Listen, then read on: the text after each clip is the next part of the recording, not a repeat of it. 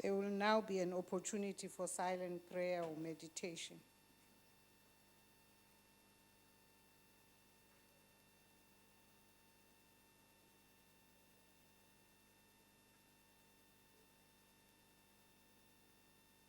Thank you. Please be seated.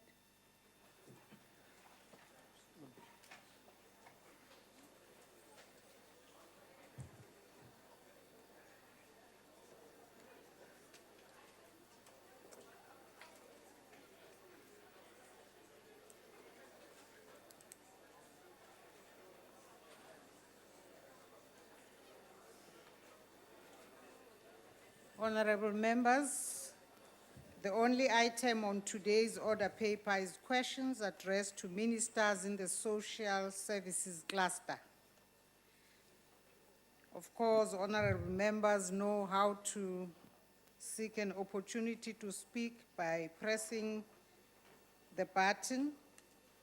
The first question has been asked by Madam the Speaker, Honorable Chief Whip, please, may I proceed with questions? I'd like to take a point of order, Madam Speaker. What is the point of order? Madam Speaker, I rise on Rule 1111, which, as you know, requires the President of the Republic to appear in this House at least once per quarter. Honorable member, can you allow me to proceed with the business of the House today? I know about Rule 111 and would like you to please use the procedures and the structures that we have for discussing those issues. Madam Speaker, I'm raising this with you because you're the presiding officer of the House. And this is Honourable a rule, member. and you're the custodian of the rules. Yes, and this honourable rule is, member. we've now in receipt of the final program.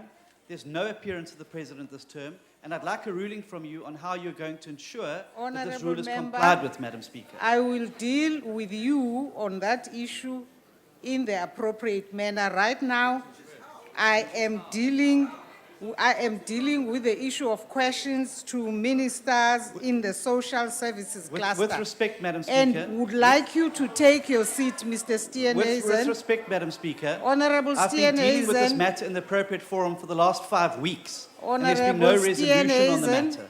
So I'm asking you to make a ruling, Madam Speaker, in terms of Rule Honourable 111. Steenhuisen, there's a program committee meeting tomorrow morning at 8:30, which you are part of, and we will deal with that issue in that structure.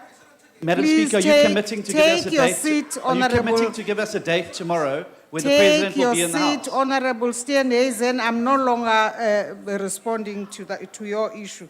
Are you not going to make a ruling in terms of Rule 1111? I am Madam not Speaker? making a ruling on that matter.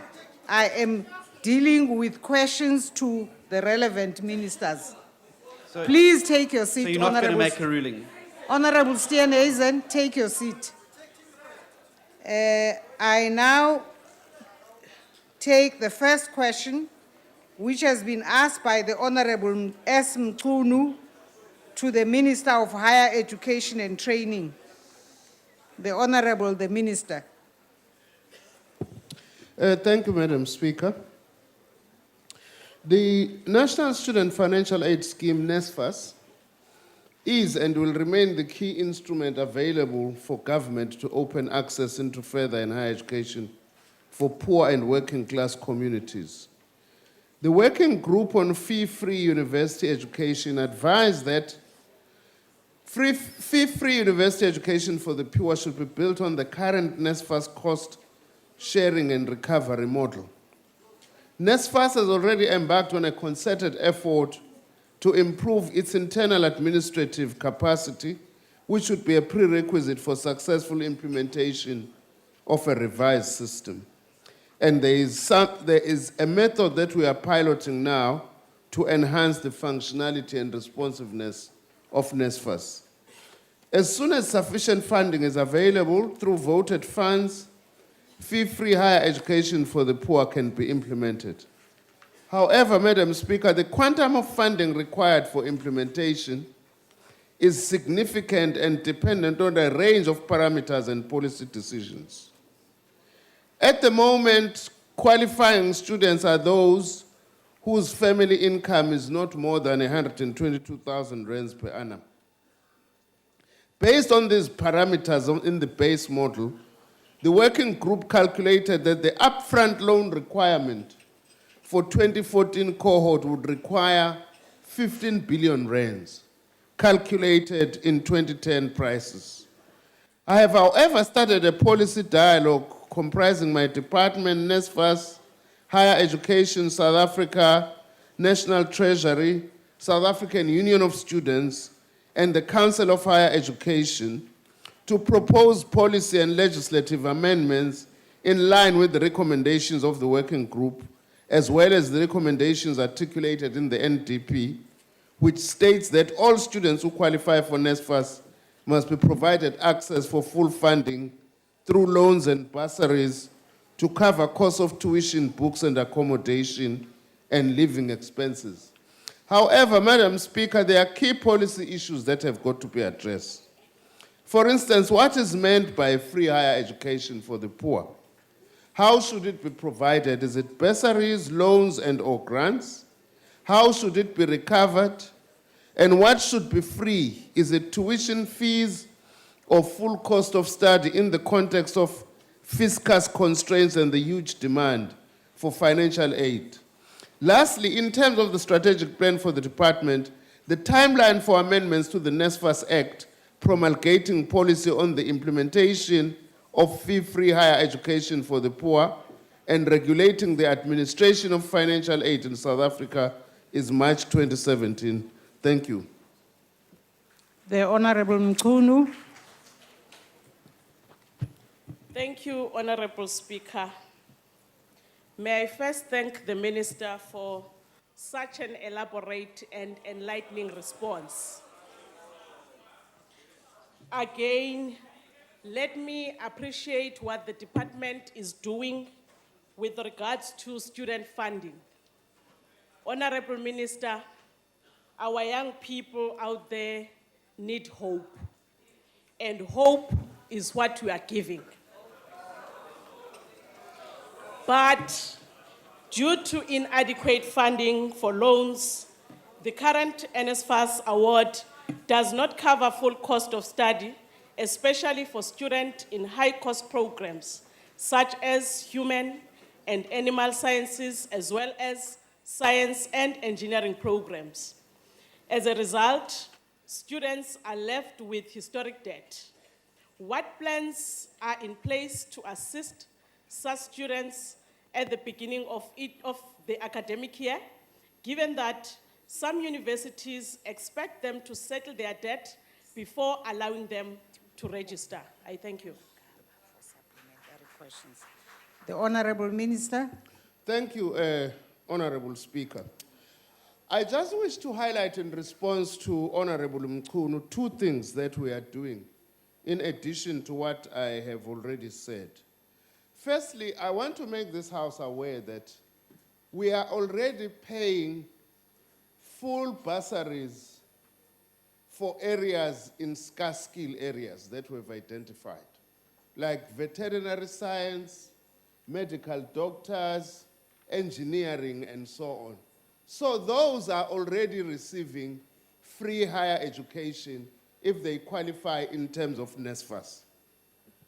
Secondly, what we are exploring at the moment, because part of the problem is that the threshold of 122,000 rand family income is rather low. It actually excludes a whole lot of people who ordinarily are not rich. A family that earns 130,000 rand per annum is not a rich family. So we are actually exploring other mechanisms, hopefully starting with public servants, to see if we cannot design a loan system to cater for those who fall outside the threshold as defined by NSFAS now. And we think that there are possibilities. I've asked NSFAS to do this, and I hope that in the next few months they will be able to come back to us. And these two interventions will go a long way in terms of moving us closer to the goal of free higher education, especially for the poor. Thank you, Madam Speaker. The Honorable Kasim.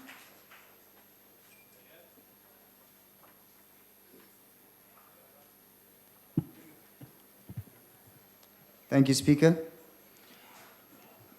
Honourable Minister, you claim that NSFAS is the vehicle to achieve fee-free higher education.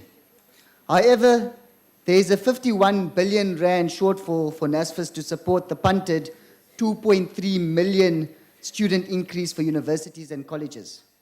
Considering, Honourable Minister, that the increase to the NSFAS budget over the medium term, the next 3 years, is less than 1 billion rand, how do you, Honourable Minister, envision ever rolling out fee-free higher education in our lifetime? The Honourable the Minister. Thank you, Madam Speaker. If the Western Cape government was helping us by sending poor students from Khayelitsha and other areas to train as doctors in Cuba, there will be less pressure on the National Student Financial Aid Scheme. So the first step to expand is for the Western Cape DA government not to deprive poor kids to go and train as doctors in an arrangement made by the national government. That's answer number one. Answer number two is that as this government, we are committed to expanding the NSFAS scheme such that in the end we achieve our goal that no student from a poor family must be deprived of higher education if they qualify. And we have a record to prove that. Between 2009 and 2014, we tripled NSFAS from 3 billion rands to 9 billion rands. That's a very important step. And in addition, we have expanded NSFAS to now include students who are in the technical and vocational education and training from 318 million rands in 2009 to 2 billion rands this year. And this ANC government is going to continue to do that until in the end we are able to achieve our goal, though at the moment we do not have all the resources that we need. Thank you very much, Madam Speaker. The Honourable Joseph.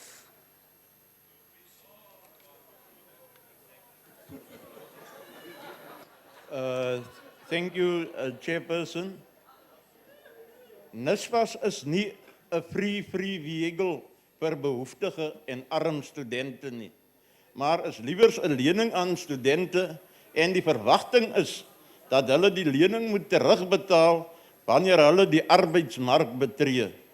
Ons weet ook, dit is 'n feit dat rente gehef word op die lenings en dat werklose gegradueerde studente geblacklist word omdat hulle nie die lenings kan terugbetaal nie.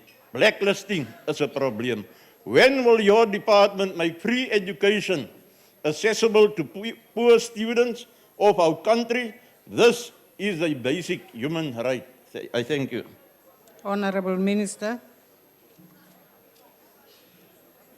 Thank you very much, Madam Speaker. We are not a rich country. No matter how much populist noise that the EFF can make, it's only populism and only misleading our people. The policy of government at the moment is that those who have qualified and are working must pay back so that those who come after them can be able to be assisted. That is the model that we are using. In addition, lalelani khona nizofunda. Lalelani khona nizofunda. Secondly, the issue of interest. We have addressed it in two ways. First of all, we are no longer charging interest on a loan while students are still studying. Secondly, we only start charging interest a year after graduation so that we actually lighten the load of repayment from the students. And this has actually been accepted by the widest range of the South African population. That is why they keep on returning us to power.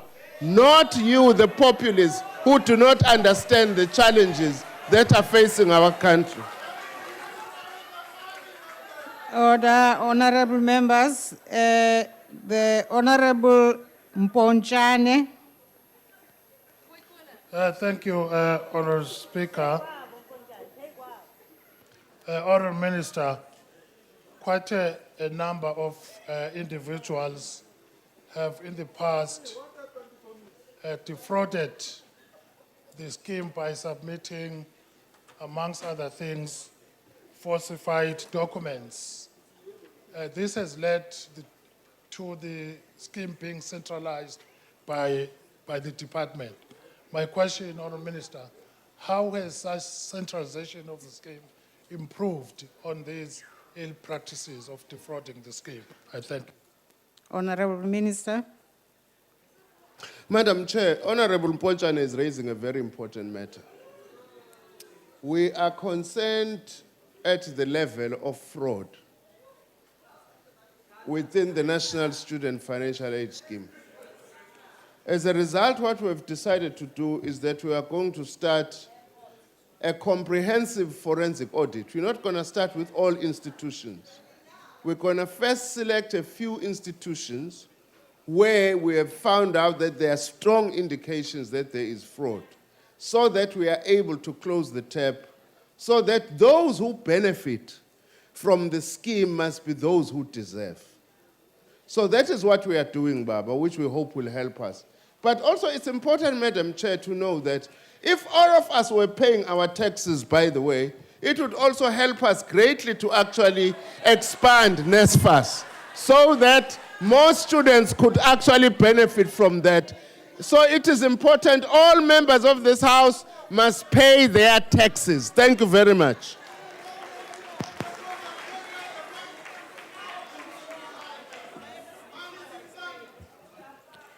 Honorable members, I wish to recognize guests who are councillors from Buffalo City and the city of Johannesburg.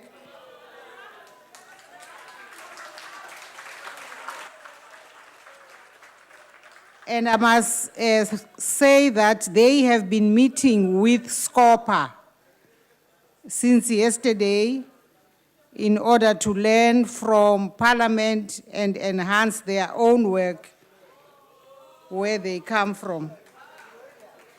Welcome. We now move to question number 395, which has been asked by the Honorable Balindlela to the Minister of Water and Sanitation. The Honorable the Minister. Thank you very much, Madam Speaker.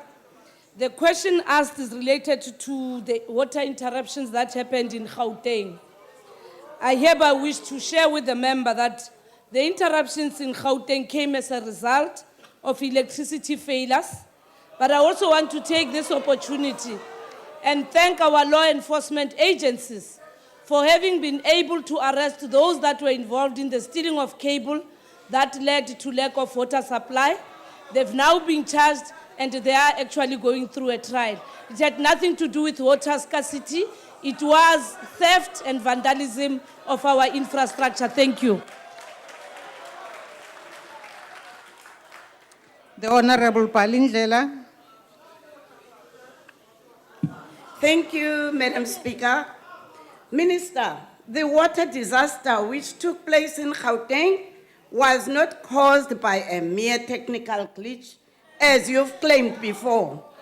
It was a failure of maintenance, a failure of risk management, a failure of planning, and a failure of disaster management. A situation which is prevalent in countless municipalities governed by the ANC. What steps have you taken to ensure the adequate maintenance of water infrastructure and the implementation of proper disaster risk management plans across the country? Thank you, Madam Speaker. The Honorable Minister. Thank you very much, Madam Speaker. I'm not going to allow myself to have to accept the lies that are being presented here today. A simple response I want to bring before Point the of order. House. Point of order. What's the point of order, Honorable Steenhuisen? Madam Speaker, the Honourable Minister has accused the Honourable Balandela of telling lies in this House. I would submit this is unparliamentary. There have been other rulings in the last few days around this, and I ask that she withdraws that. Honorable Minister, can you just withdraw that? I'm going to withdraw unconditionally and say we should not use this House to bring ill-informed information about what is happening in Gauteng. It was cable theft, and the law enforcement agencies have acted upon it, and the question was related to the situation in Gauteng. Issues of maintenance, we are working on a 10-year maintenance plan together with COGTA. We are dealing with the backlog of infrastructure on water. The question about Gauteng and the last incident, I'm not an English girl, I'm a Zulu girl. I don't know what the meaning of disaster is to the honorable member, but there was no disaster in Gauteng. Water was supplied, I thank you. Order, honorable members.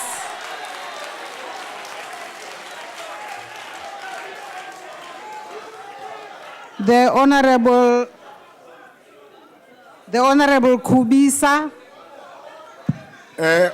Thank you, Speaker. Honorable Minister, with regard to the recent water crisis in Gauteng, can you elaborate on the specific areas that were affected and what steps have been taken to ensure that those are corrected?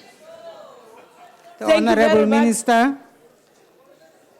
The areas that were affected were some parts of the West Rand in Krugersdorp, just 3 suburbs out of 21 suburbs in Krugersdorp. In Johannesburg, there were only 6 suburbs out of 49 suburbs that were affected. Soweto and Alexander were not affected. Sentin was not affected. Orange Farm was not affected. In Ekurhuleni, it was the old area of Boksburg. And therefore, Gauteng starts in Mirafong, it ends up in Springs, and therefore you can't say there was a crisis in Gauteng. There was a crisis in some pockets of where water was interrupted because of cable theft, which is a crime, not a disaster. I thank you.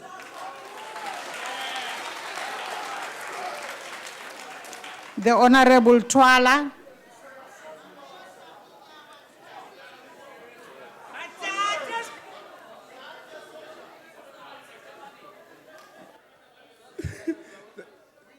Thank you, Honorable Speaker. The water infrastructure around many parts of the country, including Gauteng, is old and dilapidated. As we inherited it from apartheid then, it needs serious upgrading and refurbishing. Our people are being denied access to quality water because of this problem. Unfortunately, the majority of the people affected by this poor quality of water live in deep rural areas. What is your immediate plan to address the water infrastructure backlog in the country, and what is the target to cover all the parts of the country? I thank you, Minister. Honorable Minister. Thank you very much. 45% of the budget that is related to addressing the water infrastructure backlog is already in our fiscus, and that's what we are using. To deal with the current challenges that we are also seeing in some parts of Ngaka Mudiri Mulema, is to deal with those that have funded some parties that are here in the House through water tankery, disrupting and vandalizing property in Kiane, colluding with wrong business people. We are acting on them because it's collusion, and that's why we have acted on Ngaka Mudiri Mulema. That's why we're acting in Kiane. That's why we're acting in Mopane, because it's act of corruption that actually was assisted by companies owned by some members of this House on the other side. That's what we're dealing with. I thank you. The Honorable Boy. Madam Speaker. Honorable Gadi, can you please allow us to pursue the question session? No asking for a personal explanation. No, sit down, Honorable Gadi. It's a I'm point of actually order. It's a point of order, Madam take your Speaker. seat, Honorable Gadi. Honorable Boy.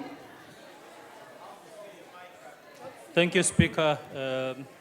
I had to come here. Johnson is my name. Having been to Parliament, to Parliament with a committee that included members of DA and EFF, among others, and saw exactly what the problem were, Minister, that caused all the problems in Gauteng. What would be the future plans in really dealing with any such occurrences happening in future, especially as they relate to energy ring feed and also maintenance of such infrastructure, and most importantly, the upgrade of aged infrastructure? Thank you, sir. Honorable Minister. Thank you very much, Honorable Member.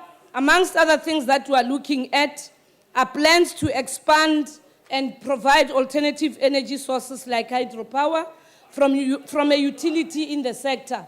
In some of our dams that we are expanding, our focus is to also generate hydro schemes. Secondly, we have started to work with the law enforcement agencies on the development of the water security plan, because some of our own sites are national key points, and hence the intervention that has now been made and the swift arrest that was made in Johannesburg. The third thing that is of importance is to ensure that every local authority does have a 10-year master plan in line with going back to basics approach led by the Minister of COGTA. We have also started to work with institutions of higher learning in ensuring that we create more capacity in terms of human capital that can deal with issues of maintenance and operations at local government level. However, we are quite weary of individuals who have taken advantage of the challenges in some of our rural areas and have used water tankering to siphon money. Hence the interventions of Section 100B in Limpopo on the abuse of government resources and what we have done in Kiani. We will not allow a situation where individuals want to use challenges of water to generate money and collude to support their party political interests. I thank you. Honorable members, before I move to the next question, my attention has been drawn to the presence of honorable members who are guests from Uganda, who are in the gallery, who have come to study electricity provision.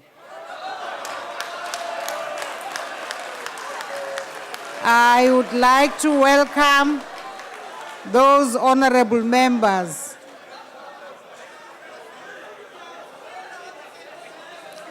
Honorable members, we now come to question number 346, which has been asked by the Honorable Mnguni to the Minister of Water and Sanitation.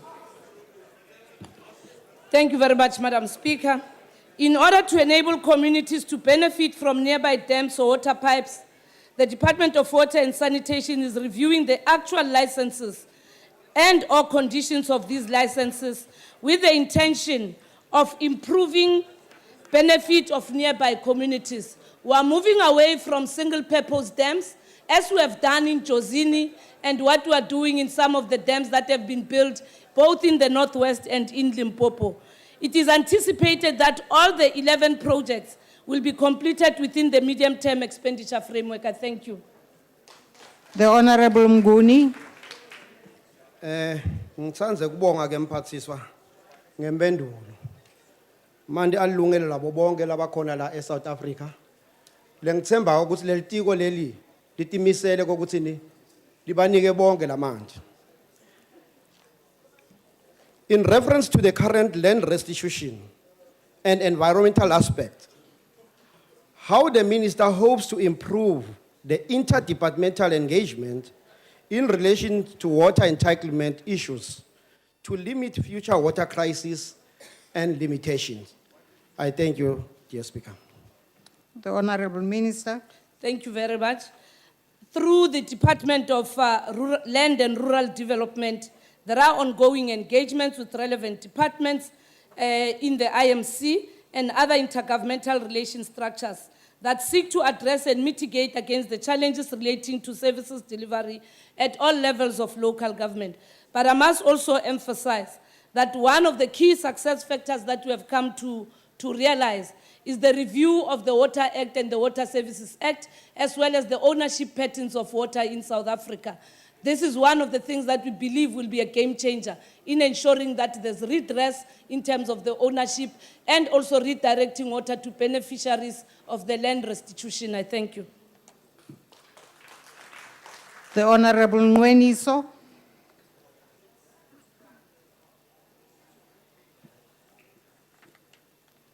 Enkosi Speaker, Minister, communities should not be denied access to basic services like water. That's number one. Access to quality water is our fundamental and basic right.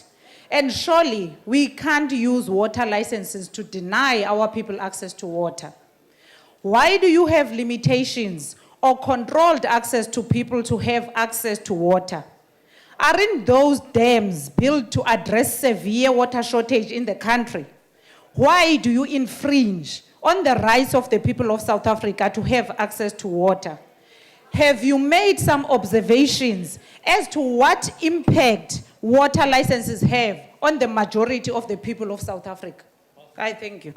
Honorable Minister. The National Development Plan that was developed having done a diagnostic assessment of development in South Africa has identified the issues of single-purpose dams as well as water licenses as one of the stumbling blocks towards access to water.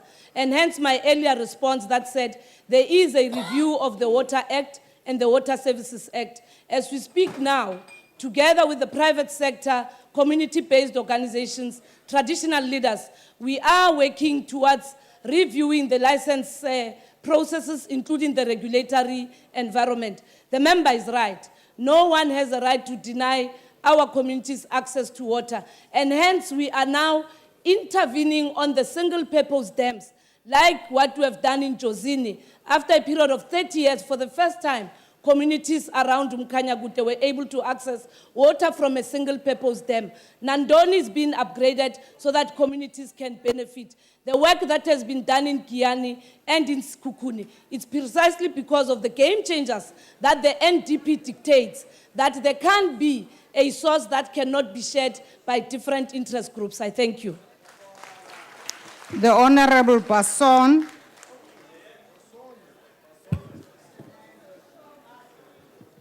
Minister, mines are a major polluter of our country's dams. Did you finalize the 104 cases of South African mines operating without valid water license by the 31st of October 2014, as you said you would do? If not, why not? Honorable Minister. Thank you, Madam Speaker. The 104 applications have all been attended to. In fact, it's 167 that we have now attended to, including those that were referred to us through the PICC. Those that have not actually been given their licenses, it's precisely because of some of the issues that are related to environment, but also other issues that have to do with the mining regulations. Some of the licenses that have not yet been issued are not new licenses, but it's requisitions for the expansion of mining by an individual company. And it is precisely because of that that we can satisfactorily say we've gone beyond the 67. In fact, what we now have is that 167 that we have done over and above the 104 that we had committed ourselves to. I thank you. The Honorable Sheikh Imam. Thank you to the Honorable Minister. Let me start off by saying, not expecting infrastructure to break, not expecting a motor vehicle to break, is like standing in front of an oncoming train and expecting not to be killed.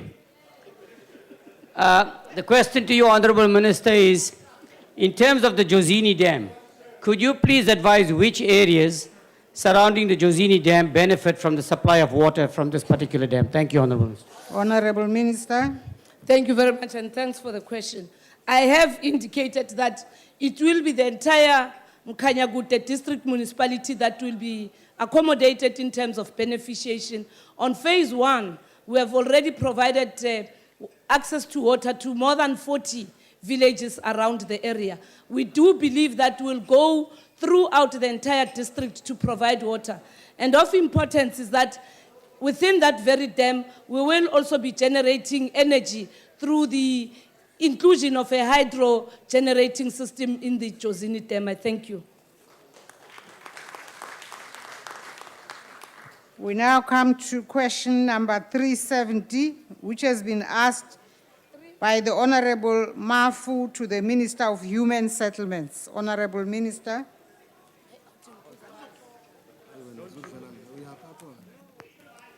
Thank you very much, Madam Speaker.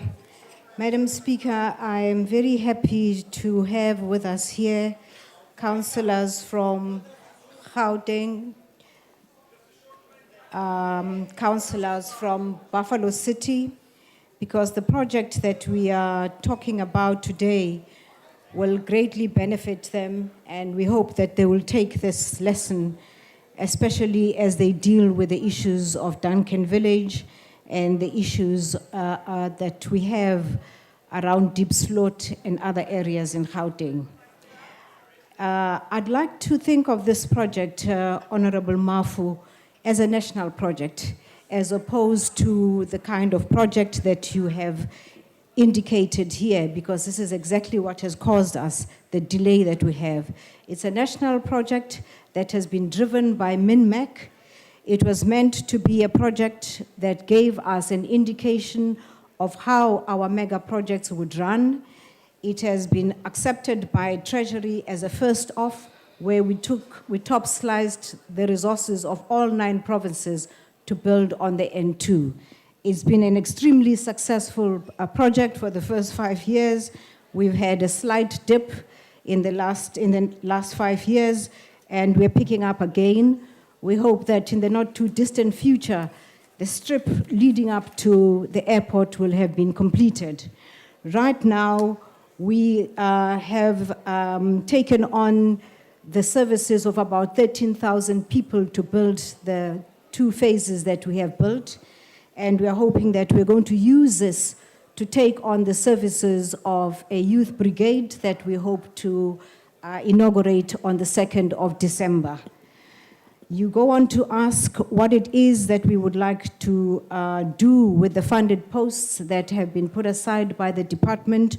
We intend to ensure that we provide a coordinating management project to ensure that all 9 provinces, the National Ministry, and the City of Cape Town, and all other role players are coordinated from the national office. So we will have a national coordinating office, and that's where the posts are going to be utilized. Thank you. The Honorable Mafu. Siyabulela mphathiswa ngempendulo leyo yombuzo obaluleke kangaka. Ubalulekile ke lo mbuzo kuba le project sithetha ngayo isentshona koloni apho saziyo into ba abantu bakuthi basajongwe njengabantu bokuphambukela kweli lizwe. Siye ke siyithande into bana sibone into bana ziyakhiwa izindlu kwenzela abantu bethu bakwazi ufumana indawo zokuhlala. Umbuzo wami ke mphathiswa uthi bangaphi ngale project kuba siyayazi le project ukuba ifumana uxhaso kumasipala, kurhulumente wephondo, bonke urhulumente bephondo kunye norhulumente wezwelonke. Bangaphi abantu abakhubazekileyo nabantu besifazane kunye nabantu abatsha abathe bafumana uxhaso kule project? Ndiyabulela. Honorable Minister. Thank you very much, Speaker. We specifically chose the Western Cape to launch this project because on a regular basis, Honorable Mafu, we sitting here in Parliament would drive to the airport and find the most miserable conditions on the way to the airport. On a regular basis, there would be fires on the N2. On a regular basis, there would be floods on the N2. So we decided, as MINMEC, the 9 provinces together, that we're going to use this as a test site to see how far we can go on the concept of mega projects. When you say Sifumana Utlaso from the province and from the city, I'd like to qualify that. Most times we do, not at all times. The reason why we've decided to take this back to the national department and make it a national project is to ensure that we can build faster. In last year alone, they only managed to build 62 houses, which I think is a shame. We've taken it over and we intend to ensure that we can build at the fastest rate possible. You ask Honorable Mafu how many people we have accommodated in these. The totality of the people that we would like to accommodate is about 22,000 people. We would like to make sure that it can grow from there. The project is not only restricted to what you see as you go to the airport, it has a number of other projects, which includes Delft Symphony, which includes New Rest, goes right up to Boys Town. It is a whole corridor of poverty that we would like to turn into an example of what is possible when all 3 spheres of government work together, when all 9 provinces put their mind to putting this to test. You want to know how many people we have put there who have been disabled? What happened is we had to find a split between the people. It was an upgrade situation because there were people living there. So we had to find a solution of taking 70% of the people who were on the ground and 70% of the people who were backyarders in Langa. Because since Langa was built, there has not been another place where the people who grew up in Langa would be able to find accommodation. So this is the split that we have. And whenever we found that there was a disabled person there, we built special ramps and special made areas for them. So it would be very difficult for me to give you the number now. But insofar as the youth is concerned, this has been our policy. The policy of breaking new ground is that we are going to prioritize those people who are the most vulnerable. This is defined by the Statistician General as the elderly over the age of 60, the young, very young, without parents, those who live with disabilities and any other disability that they might experience in life. Those are the people we wanted to make sure we can prioritize, because the waiting list, as we saw it at that time, was huge, and this is what we've been doing. Those who are in a position to build their own houses, we would like to draw them into the youth brigade to ensure that they can build their own houses. There is a precinct on the N2 called New Rest, which we provided for people who are able to build their own houses. And this precinct is a service site precinct. And if you were to go there, Honorable Mafu, you'd be impressed at what young people have been able to do. Honorable Minister, They've built your their time own has houses. Thank you expired. very much. Honorable Ghana. Madam Speaker.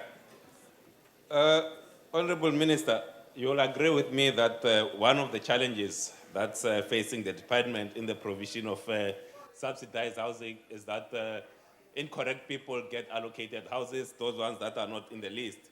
And with regard to the N2 Gateway project, there are allegations or reports that the Housing Development Agency, HDA, has been allocating subsidized houses to people who are not on the priority list, what we have come to term as the queue jumpers.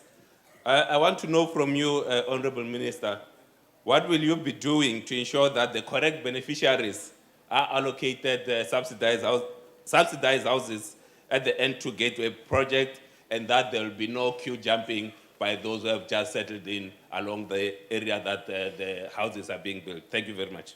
Honorable the Minister. Thank you. Honorable Ghana, the issue of queue jumping and the issue of the credibility of our database is something that is very important to us.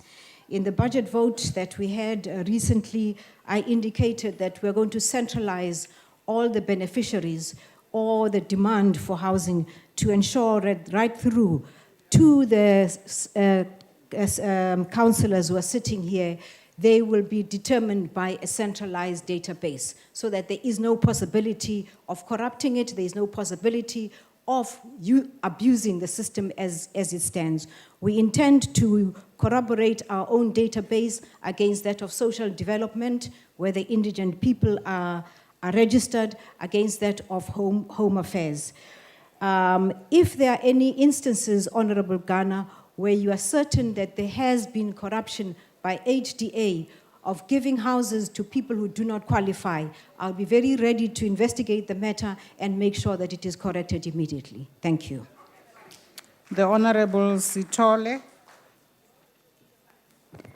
Siyabonga Somlomo. Minister, when does the minister expected the N2 Gateway Home project in the areas of New Rest and Poison to be completed, seeing that they were delayed early this year? And another thing that I want to find out, the department completed its identification of beneficiaries? If yes, how many? And the last one, Minister, is about the Mega City project. When do you expect that Mega City project to be extended to other provinces, except partly of Gauteng and KwaZulu-Natal? Honorable the Minister. I'd like to start with the last one, which is the mega cities. We would like every province to have two mega projects.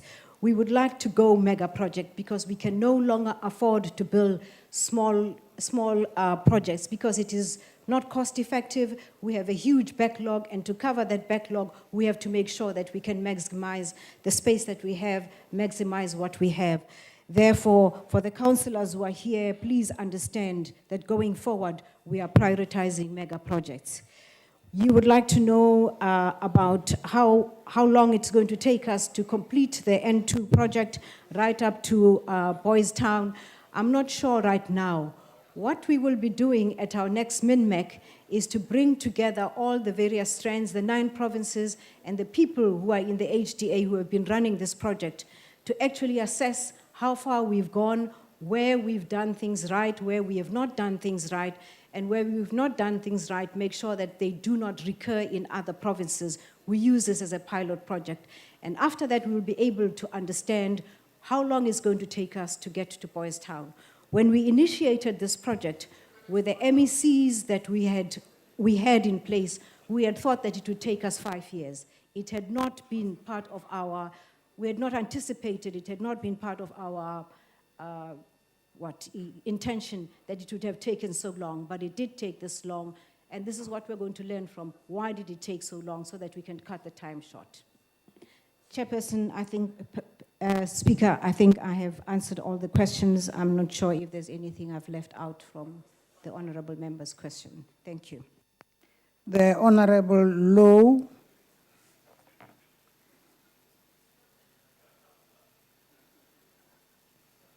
Honorable Speaker, I think I pressed that thing by accident. I thought it's on my question, so I will ask if you give my question to Honorable Mbata. Well, it so happens Honorable Mbata is on the list. Honorable Mbata. Honorable Speaker, to the Minister. Minister, umcimbi lo wale project i-gateway usubukeke ngazuthi manje ufana nomthandazo kaGuluva. Abantu balapha eKapa baloke bezibuka nje lezindlu, beloke bezibuka nje azipheli. Kodwa akadlule lapho. Bengicela ukubuza mhlambe mina ukuthi abase Kosovo bona nabase Barcelona bakhona yini kuma plans akho ngoba ngikuzwile impela ugijima nayo. Honorable Minister.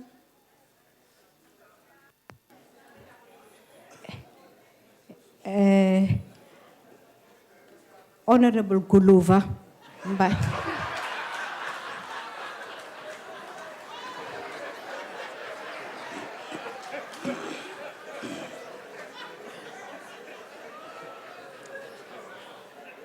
we must tell the people of the Western Cape to stop praying. We have now taken over the project. They will get houses. It's a project that we're extremely proud of. Those of us who were part of the inception believe that this is a solution to a lot of our problems.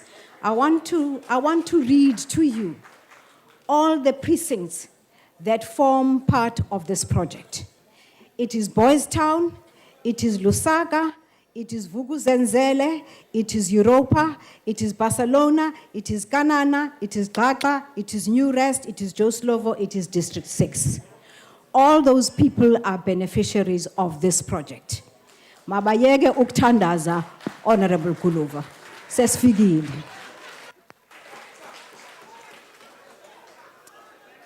Honorable members, we move to question 376, which has been asked by the Honorable Lovemore to the Minister of Basic Education.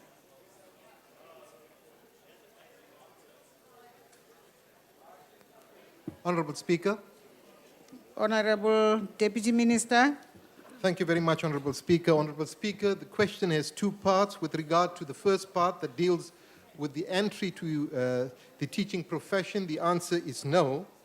The appointment of teachers in post levels 1 to 4 is done in terms of the Personnel Administrative Measures, acronym for it is PAM. Chapter 2, paragraph 2.2 of the PAM stipulates that the minimum requirement for the appointment of an educator is a recognized 3-year qualification known as REQV 13, which must include appropriate training as a teacher in order to qualify for appointment.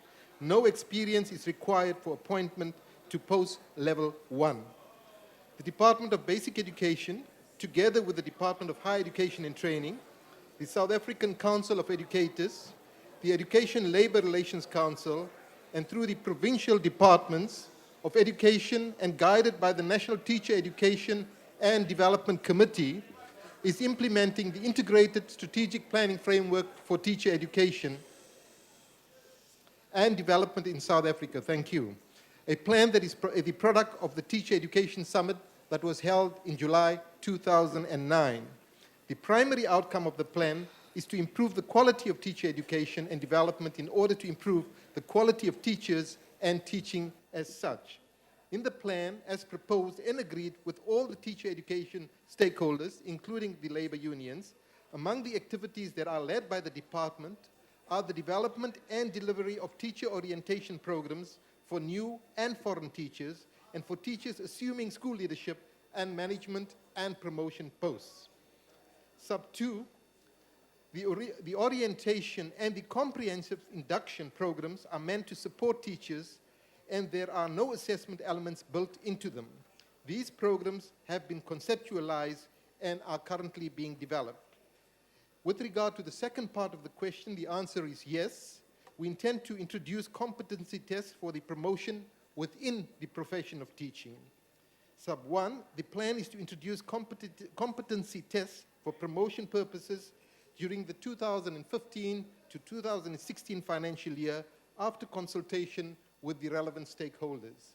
In order to be appointed in a promotion post, according to PAM, an educator must comply with all the minimum requirements in respect of qualification and experience applicable to a particular post. Qualification may vary depending on the phase or subjects or the requirements for the promotion post. The minimum requirement in respect of experience for appointment to promotion posts are as follows. With regard to post level 2 departmental head, at least 3 years of experience. With regard to deputy principal, at least 5 years. With regard to the appointment as a principal, at least 7 years.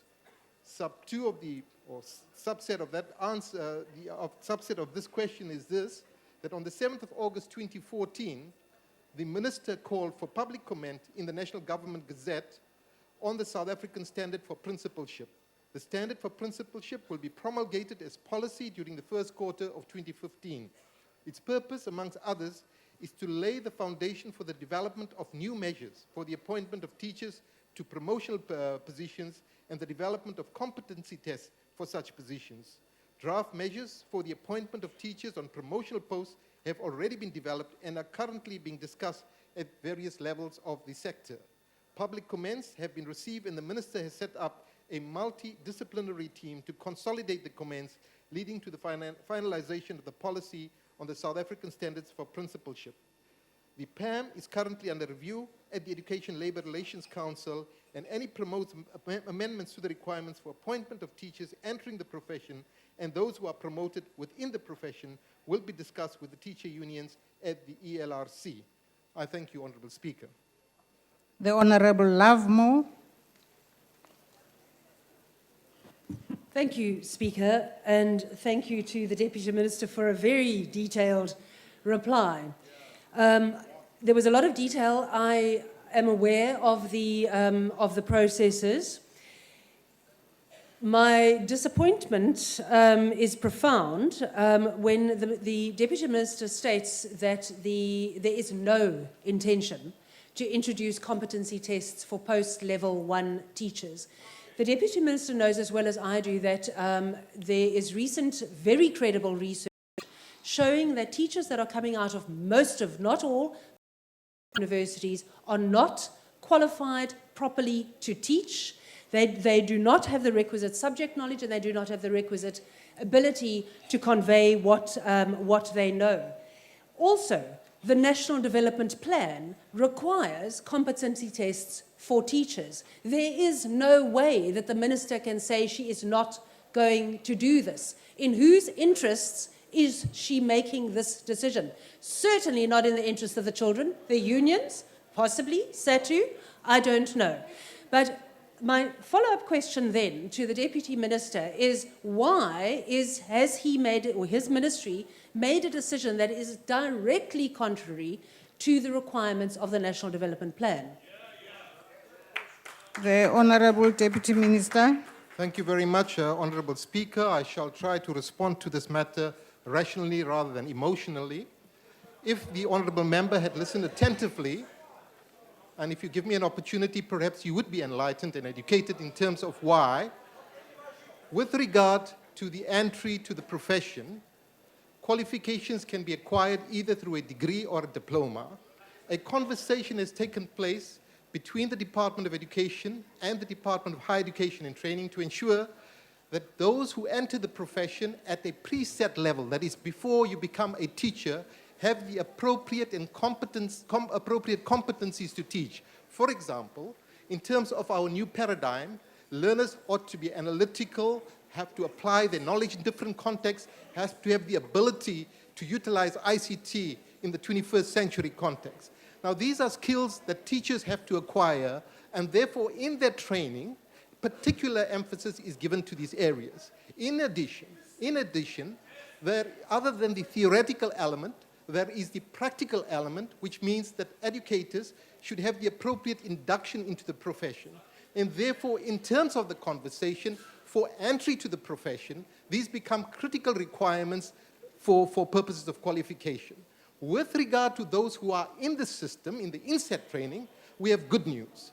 And the good news is, for example, to ensure that there is continuous professional development. Let me share with you a few examples. With regard to leadership and management, there are more than 27,500 principals and deputy principals we have enrolled with the South African Council of Educators for purposes of professional continuous development to ensure that they have the appropriate leadership and management skills. In addition, heads of department with different subjects have also more than 15,000 have enrolled to ensure that they improve their skills. In addition, in a very contingent, real way, we can share with you that we've already have 49 functional teacher resource centers across the country where teachers could go out there and share experiences with their peers. These are highly sophisticated, ICT-connected facilities to ensure that there is continuous professional development in the teaching and learning environment.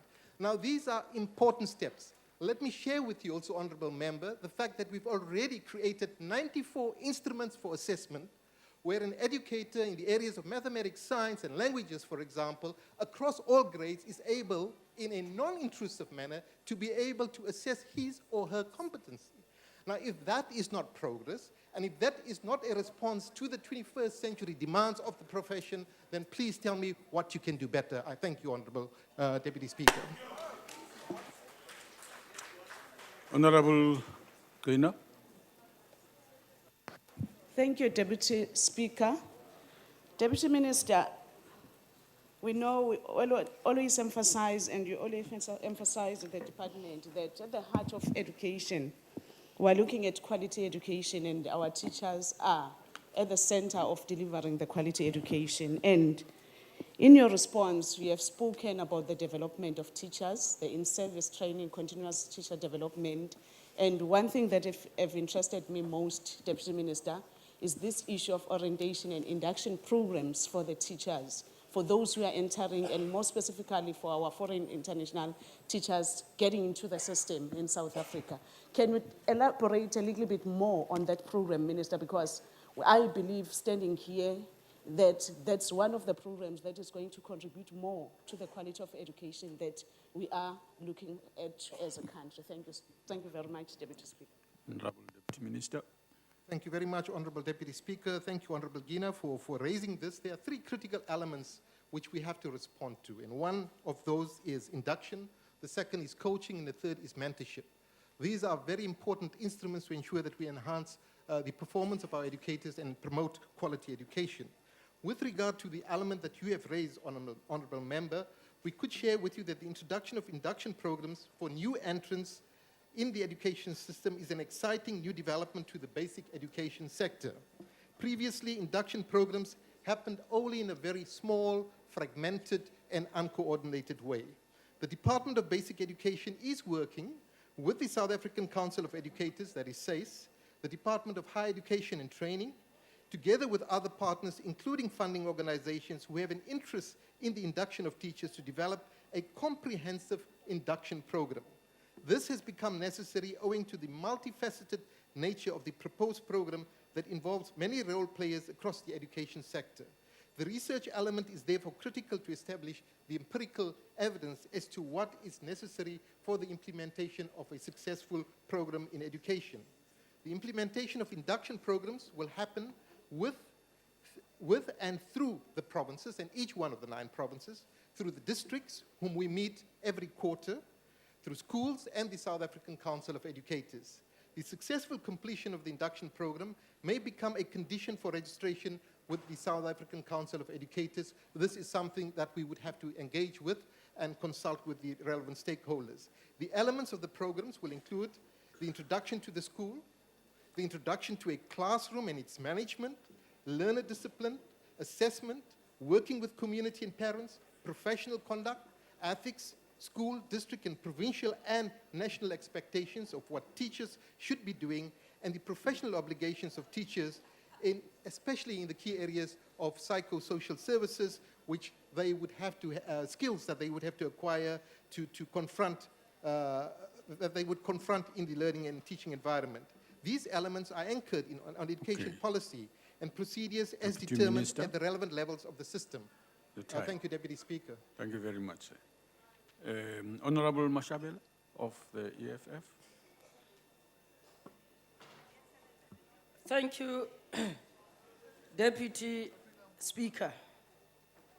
South Africa is by far the biggest funder of education in the African continent. Where does this noise come from? The ruling party. Please learn to listen. South Africa is by far the biggest funder of education in the African continent, but the quality of the output leaves much to be desired. Malawian primary school kids are more literate than South African kids, despite the huge distance between these countries in terms of educational infrastructure and budgets. Deputy Minister, do you not think that the close proximity between the ANC and SADC is the major toxic poison for our education system? Would SADC ever agree to the introduction of the competency tests. And if they disagree, Honorable would the member, department your ever time be has in a expired. position to go ahead with such a policy? Deputy Thank you. Minister. Deputy Minister. Thank you very much, Honourable Deputy Speaker, and I thank the Honourable Member for raising a very important issue. I think South Africans have an expectation that our children would be the recipients of quality education. And to that end, the competency and commitment of all educators is critical and necessary. I would like to share with you that one of the challenges that we face in terms of the allocation of resources, that more than 80% of our resources currently go towards personnel costs. In other words, you have less than 20% for other purposes, that is infrastructure, learner-teacher support material, and creating a conducive environment for learning and teaching. But be that as it may, we have made, I think, a very positive start in terms of developing these instruments. The information that we have in terms of our engagement with the various stakeholders is that they are more than willing and happy to utilize these instruments for purposes of self-assessment and enhancing their ability in the different subjects. Because as educators, you require two skills. One is the content knowledge, your ability and your familiarity with the content of the knowledge, and the other is the pedagogical skills that are critical and necessary.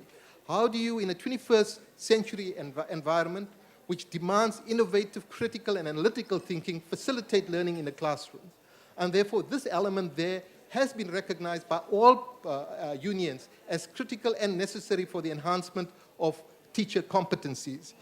It is certainly the African National Congress is not subject to the wishes of any union, including SADTU.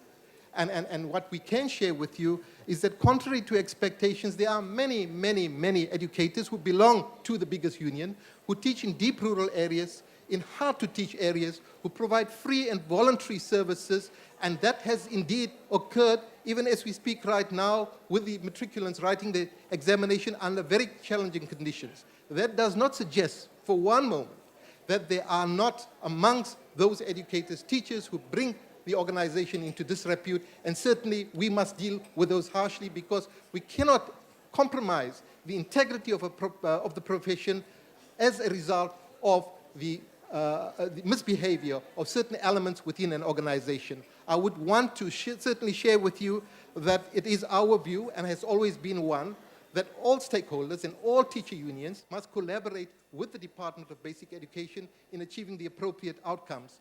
We can certainly take heart from the fact that in the past few years, there has been a solid basis laid for stability within the education sector. I thank you, Honourable Deputy Speaker.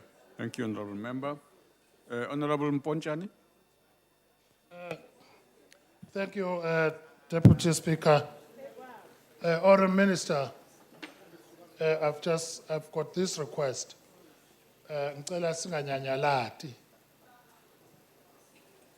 Because I've listened to your responses, Honourable Deputy Minister, very carefully.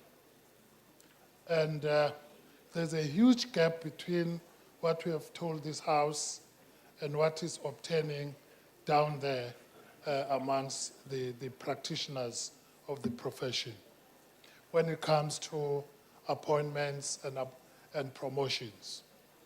The reality is that the department is not in control when it comes to appointments and promotions, but the union is. So the first step towards correcting what is happening there is for the department to admit that it's not in control. I've got concrete examples, Honourable Minister, where the department is not controlled.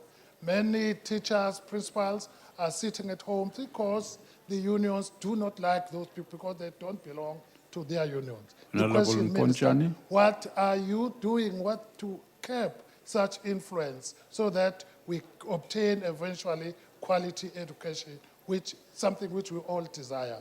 I thank you. Thank you very much. The Honourable Member is a veteran in education, and although this is not technically a follow-up question, I certainly would respond to it given his status and his wisdom. Indeed, we cannot and should not tolerate any form of corruption. We are aware of certain very strong allegations that have indeed emerge with regard to the appointment of educators and the role of certain unions in that particular process. The Minister has established a very competent and comprehensive task team to carry out an investigation. Such a task team has already been established and has commenced its work. There has already been an invitation to the public to provide any evidence or make any submissions to the task team in order that we could deal with the problem and root out corruption. We cannot for a moment condone any such ill practices which really tarnish the system and the image of the profession. I thank you, Honourable Deputy Speaker.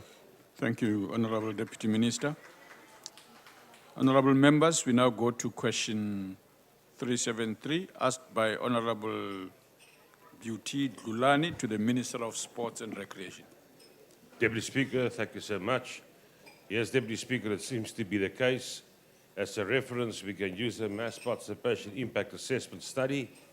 In recent years, the number of international organizations turning to sport as a potential tool to tackle a variety of social issues has led to the attention from both the United Nations and a growing number of non-governmental organizations. These programs use sport in an attempt to foster individual and community development by confronting a variety of social, health and cultural issues. Central to the notion of poverty alleviation is sustainable human development, which recognizes that development is more than economic growth. Development is a process of enlarging people's choices by increasing the opportunities available to all members of society. Based on the principles of inclusion, equity and sustainability, emphasis is on the importance of increasing opportunities for the current generation as well as generations to come. The basic human capabilities that are necessary for this are to lead long and healthy lives, to be knowledgeable, to have access to the resources needed for a decent standard of living, and to be able to participate in the life of the community. Sport can directly help build these capabilities. Participation in sport has significant physical benefits, but also provides psychosocial benefits, such as fostering social integration and teaching coping mechanisms, as well as psychological benefits, such as reducing depression and improving concentration. Deputy Speaker, while sports is essential to human development, it also contributes to economic development. The economic potential of sport is highlighted by its economic weight, resulting from activities such as the manufacture of sporting goods, sport events, sport-related services, and the media. Beyond being an economic force in itself, sport is also a potential catalyst for economic development. The physically active population is a healthier population, improving the productivity of the workforce and increasing economic output. Sport and physical activity also provide one of the most cost-effective forms of preventative medicine, with the potential of dramatically cut in healthcare costs. Sport further adds to economic development by providing an affordable method of improving employability, especially amongst young people. By teaching core essential values for the workplace, such as teamwork, leadership, discipline, and the value of effort, it really provides young people with a constructive activity that helps reduce levels of juvenile crime and antisocial behavior, and it does provide a meaningful substitute to work. Sport can also be an engine for local economic development and job creation. Sport programs provide employment opportunities and it stimulates demand for goods and services. Sports is also an important source of public and private expenditure, such as the investment on infrastructure during major events and also on the consumption side. Together, these factors result in sport having considerable potential for initiating economic development. Deputy Speaker Kofi Annan, a former Secretary General of the United Nations, stated that the aim of United Nations activities involving sport is not the creation of new sporting champions and the development of sport, but rather the use of sport in broader development and peace-building activities. Sport therefore provides a safe space for children and adolescents and promotes healthy alternatives to drug, tobacco, and alcohol abuse. Through participation in sport, children can develop a sense of belonging, develop relationships with peers and adults, and learn team-building skills. For vulnerable children, sport can help provide structure and keep young people off the streets. Thank you, Honourable Member. Thank you very much. Your time has expired, sir. That's a pity, Deputy Speaker. Honourable Dlulani. Thank you, Honorable Deputy Speaker. Thank you, Honorable Deputy Minister, with your detailed responses. Yes. How do we customize and practically and problematically in rural areas, especially in disadvantaged areas?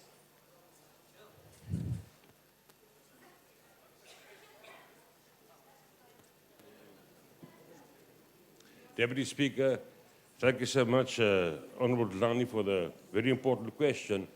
As you will know, we have a National Sport and Recreation Plan that was adopted by Cabinet in 2012 after a consultative process in a sporting indaba that resulted and culminated in us adopting that plan in November 2011. Now, part of that plan is to be addressing the ills in society, but to create access, equity, and to ensure that we create ability for our children access. Part of that is the funding mechanism that we have submitted to Treasury with a request to give us the funds to roll out this plan. And part of that, Honourable Dlani, is also to ask for the municipal infrastructure grant, the P component, to be ring-fenced so that we can address comprehensively against the National Sporting Plan and the infrastructure plan on a planned phased-in basis, the absence of facilities so that we unlock the potential in the rural areas, but right throughout the country, also in the cities. We must take our children off the streets. We must put them into positive behavior and get them to actively participate and live a healthy lifestyle. Thank you. Thank you, Honourable Member. Honourable Mwabe. Thank you, Deputy Speaker. Deputy Minister, I want to know how many sports academies have been built in various municipalities in our country. And how is the department assisting youngsters in schools and those out of schools to engage in sport as a way of curbing crime, alleviating poverty, and reducing unemployment? Thank you. Thank you, Deputy Speaker. Honourable Member, we have, in terms of the National Sport and Recreation Plan, embarked on a process. If you read the plan and consult the plan, which I advise the Honourable Member to do, you will see that we have embarked in the process of, in collaboration with municipalities, to create district academies, to have sport-focused schools in collaboration with the Department of Basic Education, and that in terms of our rollout is to identify the talent of our young people and future sports stars of this country, to not only put them in the sports academies and districts, but also in provinces, but secondly, to provide through the bursary scheme of the Ministry of Sport and Recreation our young future stars with the ability to be in sport-focused schools. These are some of the elements that we are doing and introducing, Honourable Member, to ensure that we go out there, unlock the potential, create access for our children, but more importantly, address the issue of transformation, which is central to this National Sport and Recreation Plan. We have to address that, and we have to create the opportunities for our children to really come at the starting line, which is the same for all the children in this country. Thank you. Honourable Member, Honourable Stole of the IFP. Siyathokoza Sir Somlo. Kuminister into engifuna ukuyiqonda lapho ukuthi okokuqala into engifuna ukuyiqonda kuqala kuminister ukuthi banayo yini iprogram yokuhambela eindawo zasemakhaya ukuyobanceda nokuyobafundisa ngezinto zemfundo ngendaba zelokhu ze-sports nangendaba ze-sporting code. Okwesibili ukuthi ngabe akhona yini amanye ama-department ancedayo ukuthi kube khona i-transformation kuloku sport. Ngiyathokoza. Honourable Deputy Minister.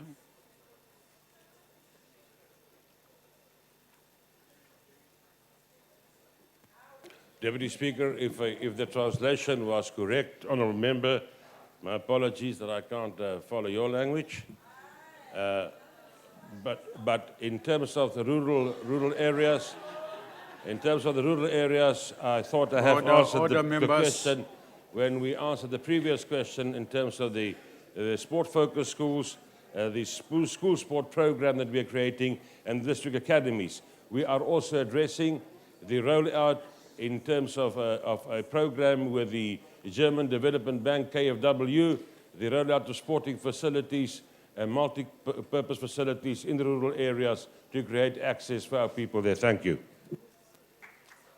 Honorable Sonti.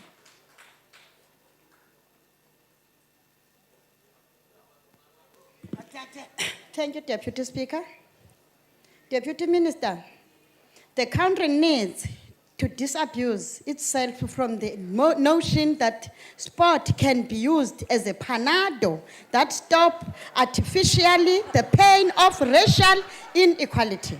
The truth of the matter is that young black South Africans who have vast potential to excel in sports simply cannot do so now because of the material disadvantage on their socio-economic conditions. What is the minister doing to make sure that sporting facilities in townships and villages are of the same quality as those found in more affluent areas? Honorable Deputy Minister. Thank you, Deputy Speaker. Honourable Member, as I've explained to you that we have approached the Treasury for funding to roll out the National Sport Recreation Plan. Firstly. Secondly, Honourable Member, that it's well known that we are advocating for the ring fencing of the P component of the municipal infrastructure grant, so that we can address the rollout of the need and the lack of sporting facilities in the rural areas and across the country. Honourable Member, those are the things that we are doing, engaging on a daily basis, and I trust that we can count on your support also in that case. Thank you, Speaker. Thank you, Honorable Deputy Minister. We may take a short break now. Honorable members, we now come to question 350, asked by Honorable Basson to the Minister of Basic Education. Honorable Deputy Minister. Thank you very much, Honorable Deputy Speaker. The question is two parts. With regard to the first part, the department uses various creative recruitment strategies to attract high-achieving, motivated young people to choose teaching as a career in order to address teacher supply, especially in specific priority areas such as mathematics, science, and technology.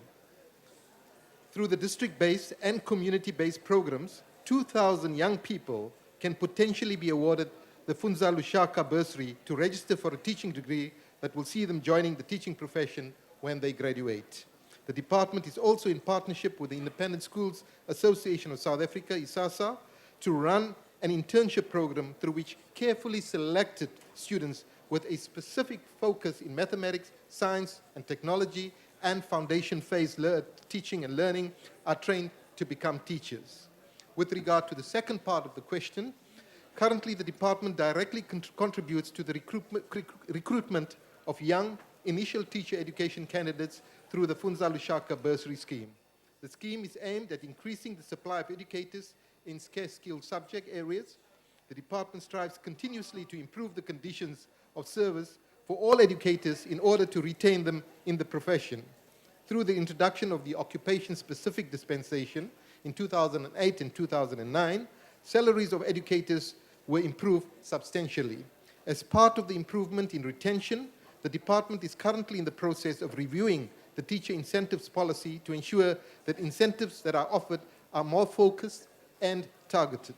One of the instruments being considered is the incentive for teachers qualified in scarce skill subjects such as science, technology, mathematics, accountancy, to receive the incentives. These incentives will be aimed not only at attracting and retaining scarce skill subject teachers in the system in general, but also distributing such skills across the system, particularly in rural areas and in townships. For instance, consideration will be given to offer enhanced incentives to teachers with scarce skills willing to teach in rural and hard-to-teach areas.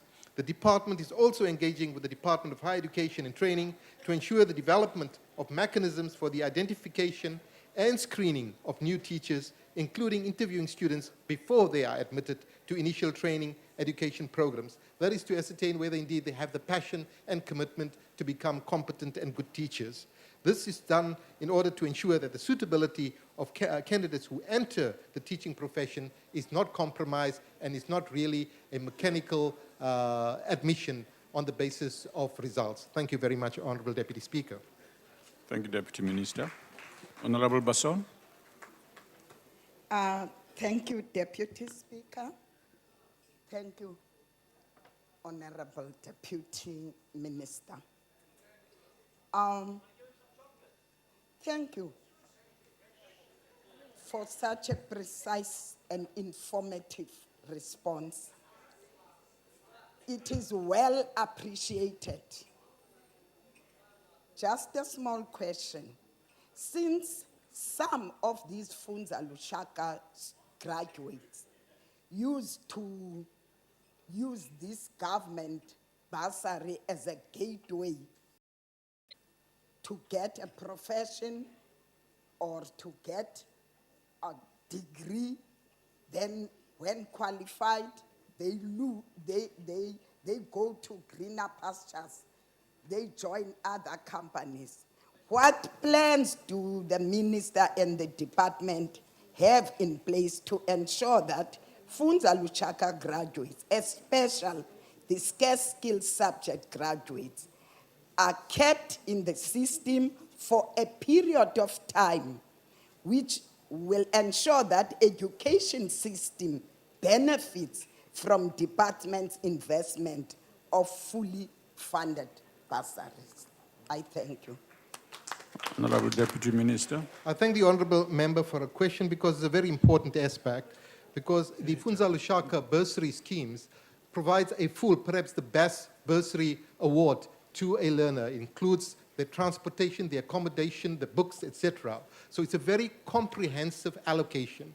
And given the importance of ensuring that we retain those skills within the profession, in terms of the contract, the learner or the student would basically serve the department for the equivalent number of years that he or she has received the benefit. Secondly, that should the student abandon or change course midway, the contract will be immediately terminated and the amount reimbursed to the Department of Basic Education.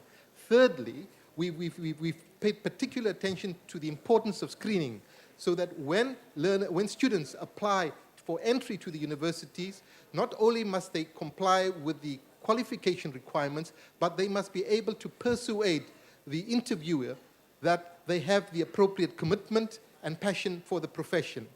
Lastly, we've ensured that we've sort of cascaded this particular task to the districts and to community-based organizations. And to give you an example, within districts, district officials might identify aspirant educators who would serve as good teachers, and they would therefore play an important role in selecting and nominating such people. Or within a school environment, you might have a temporary teacher or a teacher who is an assistant teacher who has the appropriate qualifications and skills and the passion to teach.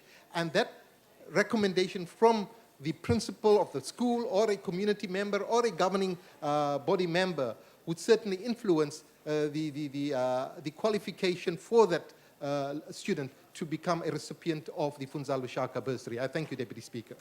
Thank you, Honourable Deputy Minister. Honourable Lovemore.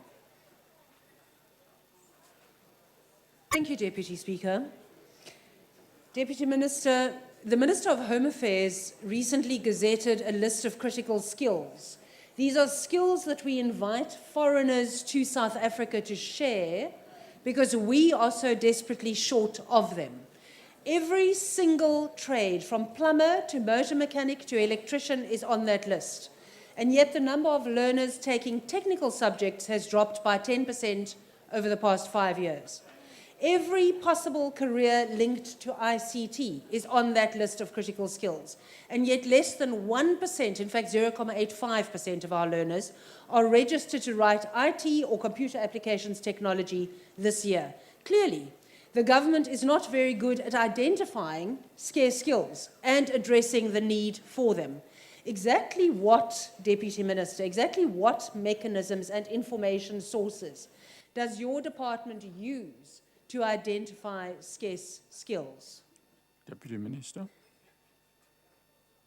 Thank you very much, Honourable Member, and I think it's a very critical element because I think our system must be able to respond to the relevant skills that are required by the country. And to that end, the issues or the aspects that you raised, those of information technology, become very, very critical. The promotion of mathematics and science for purposes of engineering, for purposes of pursuing a career as a health professional, whether it's as a medical doctor or an occupational therapist, becomes critical. So there are very broad skills that are required within the country. What is it that we do specifically? We have certainly recapitalized by more than R1 billion the technical colleges to ensure that they become an important platform for the acquisition of skills, whether it's in terms of mechanical, electrical engineering, or ICT. These are curricula and design in our technical colleges. Secondly, we've also ensured, because of the importance of the engineering area and the electronic engineering area, that we also introduce a technical mathematics and a technical science which will be implemented from 2015. We also work very, very closely with the Department of Higher Education and Training to ensure that the technical vocational education training centers have a synergy with our Department of Basic Education so that there's no duplication but rather complement each other in the acquisition of skills. Our source of information is varied. It comes from the Department of Economic Affairs. It might come from the Minister of Tourism, who has a particular interest in it. And just to give you an example, tourism itself has become an important platform within the TVET environment because of its great need. So there are various sources of information, and we then respond to these sources accordingly on the basis of empirical data that is supplied to the Department of Basic Education. But your point is a legitimate one and certainly a correct one. And across the curriculum, these particular skills are honed in a way that our learners are able to make a meaningful contribution to the economy. Thank you very much, Deputy Speaker. Honourable Deputy Minister. Honourable Kaula.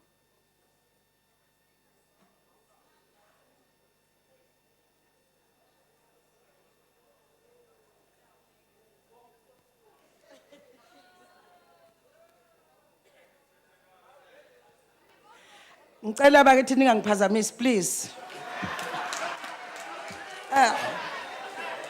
Umbuzo wami lana kumnyango wezemfundo.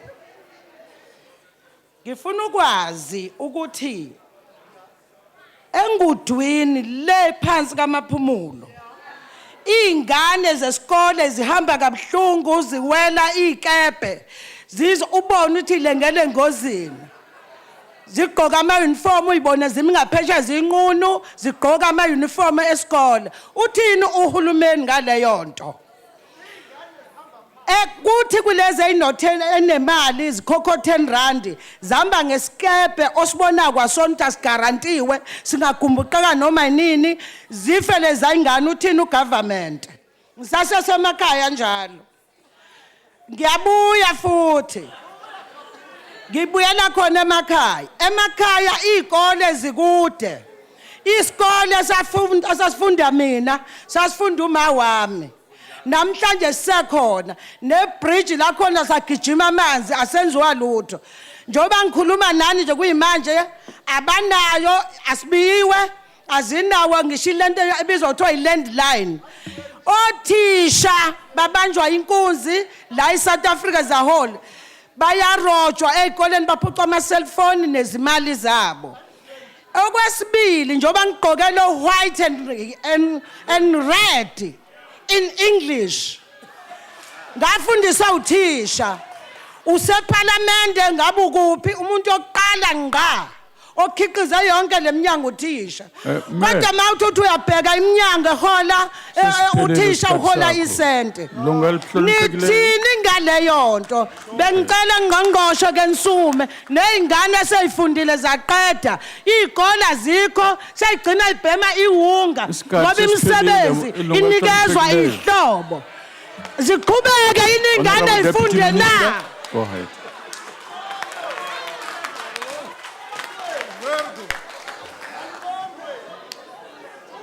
Honorable Deputy Speaker. Honorable Deputy Speaker, although this is not a follow-up question, but given the importance, please bear with me. Order, Please bear order, with me. honorable members. You see, the question out here, listening is a skill. And what I'm saying is, given the importance of the issues raised by the honorable member, it deserves a response. And the response is certainly as we look at the provision of infrastructure within our communities, particularly in the Eastern Cape and KwaZulu-Natal, we cannot ignore, as the honorable member is saying quite correctly, the issues of roads, the issues of bridges. Because you must be able to have easy access to your institutions of learning. And indeed, what we can say to you, that in the context of the Eastern Cape, for example, since middle of last year, we've been delivering week after week a state-of-the-art school to our people. That includes a laboratory, a library, ICT provisioning, fully furnished, grade R facilities, sanitation, water and electricity. The challenge is huge. The challenge is huge. So if you go to the Eastern Cape, you will still find mud schools, you will still find unsafe schools. But the progress that has been made just in the past year and a half is a clear indication of the commitment of this government to the provision of quality infrastructure. Now, certainly, what we do as we plan is we take into account the elements, the important elements raised by the honorable member.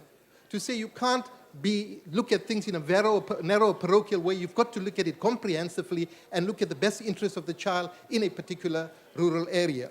We should celebrate the fact that 8 out of 10 children go to a no-fee school, that even out of the remaining 20%, those who cannot afford it are by law exempted from paying. So there is free basic education. We can celebrate the fact that we have universal access to our schools and to education.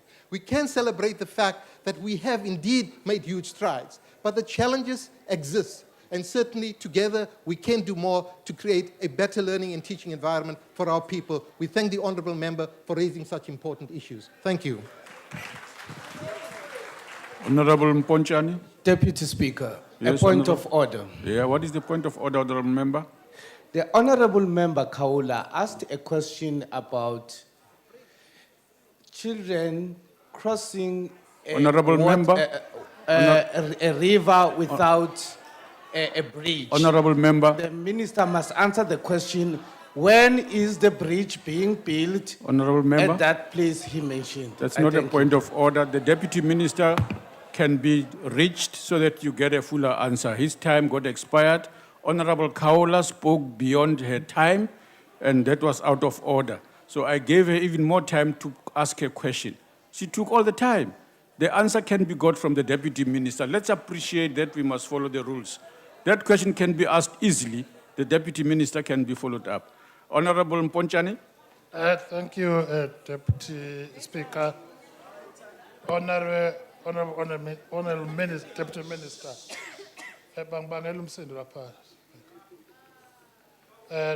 Deputy Minister, there are two issues here. One is suitable grade 12 learners, and the second one is the scarce skills. Let me just concentrate on suitable grade 12 learners, whatever that means. Perhaps the minister has unpacked that concept of suitable grade 12. Is it suitable in grade? Is it suitable in terms of age, percentage obtained, geographical spread? What is this suitable grade 12? But my question connected to that, in your view, Honourable Deputy Minister, what are the variables on which the recruitment of the suitable grade 12 learners will be dependent? No, honorable member, your time has expired. Your time has expired, sir. Honorable aware. members, Thank you. no. Thank you, Deputy Yeah. Speaker. Okay, thank you I'm very aware. much. Thank you very much. Honorable Deputy Minister.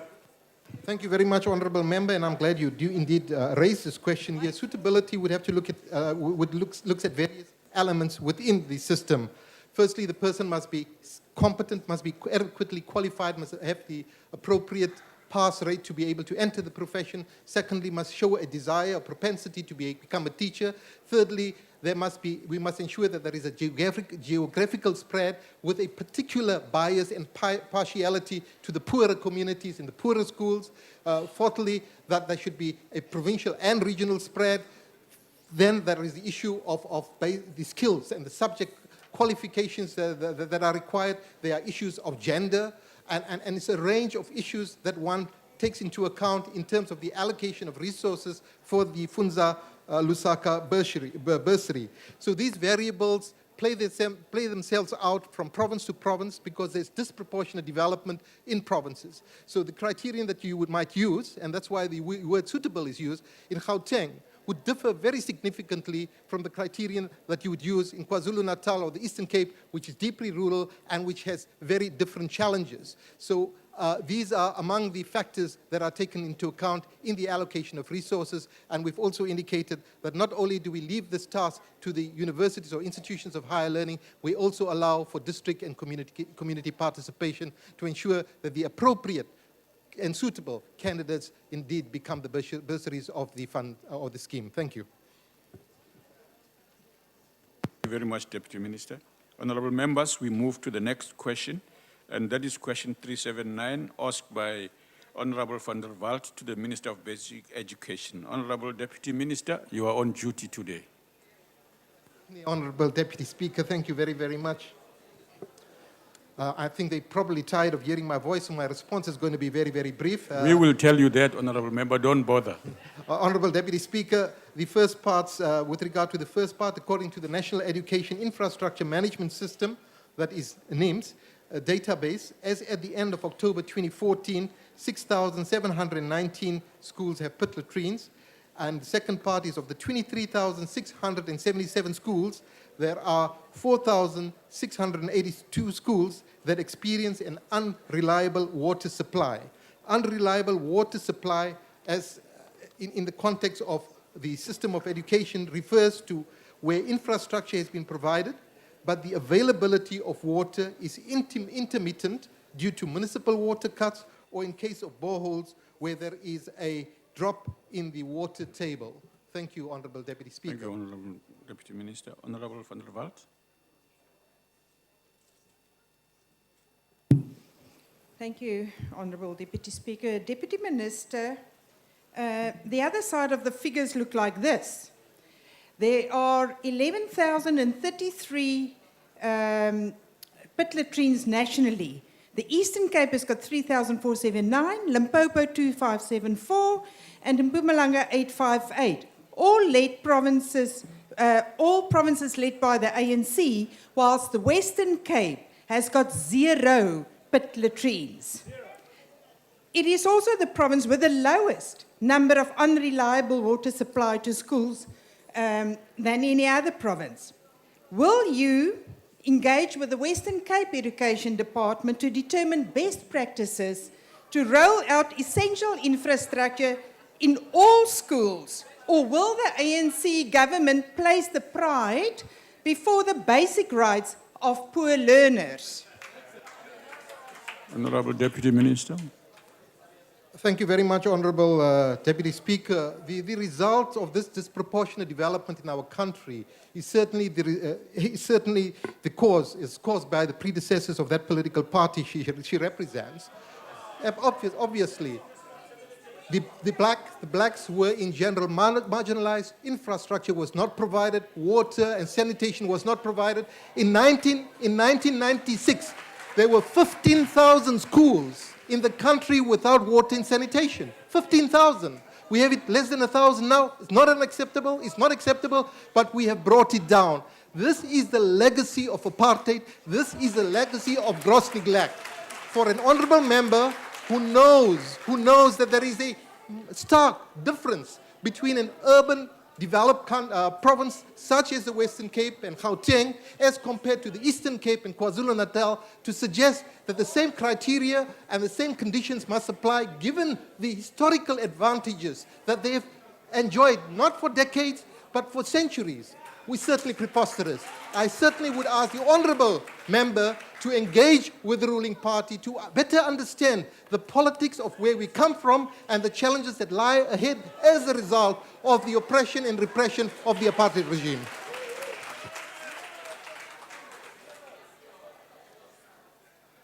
Honorable Koza. Thank you, Chair. Minister, your department must be ashamed. Honorable Koza. I am here, Chair. I assume about. I am Koza as well. So Mamela- you must clarify which Koza. Yes, that's what I was about to do Yes. when you interrupted. So you must Koza not is- tell me to sit down, because I'm also Koza. Okay, sit down first, Baba. It's the ANC Koza. Thank you. Yes. Ngiyabonga, Deputy Speaker. Deputy Minister, basheshe bakhohlwa. Laba kuleli site leli. Angathi noma mhlambe kusibakhohlise ukuthi sekunalabo nelibala lelifana nelami ngala emkhathini wabo. Kuthi tonke letinkinga lesikhuluma ngato namhla isuka kubo. Siyafisa ukuthi kwangathi bangake baphenduke bakubuke lokuhle lokwentiwa ngilomnyango wetemfundo. Uma ubuka 80%, 80.2% wetikolo atinawo lama challenges emandi. Kepha nje ngisasho njalo ngifisa ukuwati Deputy Minister kusilitiko lakho, what measures are in place to address water challenges in schools? And does the department have any plans to address these challenges? Thank you. Honorable Deputy Minister. Thank you very much, Honorable Member. The challenges that relate to water provision in schools include, but are not limited to, the following: vandalism and theft of water supply infrastructure. The Honorable Minister of Water Affairs had indicated the challenge in Gauteng earlier in this regard, where infrastructure that is water reticulation and required fixtures have been provided, but the availability of water is intermittent due to municipal water cuts, or in the case of boreholes, a drop in the water table, where there is a breakdown of the pump station equipment and the borehole mechanisms that have been supplied and provided, where water losses occur through ineffective municipal water reticulation networks that exist, when there is contamination of water as a result of toxic substances underground, and where there is an inadequate supply of infrastructure by municipalities. In provinces such as KwaZulu-Natal, the Eastern Cape, and Limpopo, where areas are quite far from urban city centers, the problem becomes even bigger. And therefore, we've explored different means of provision of water, municipal provision, boreholes, rain harvesting, delivery to JoJo tanks, etc., to ensure that, to the best of our ability, we are able to provide water to our learners in the schools, even under very difficult circumstances. I thank you, Honorable Deputy Speaker. Thank you, Honorable Member. Honorable Stolle of the IFP.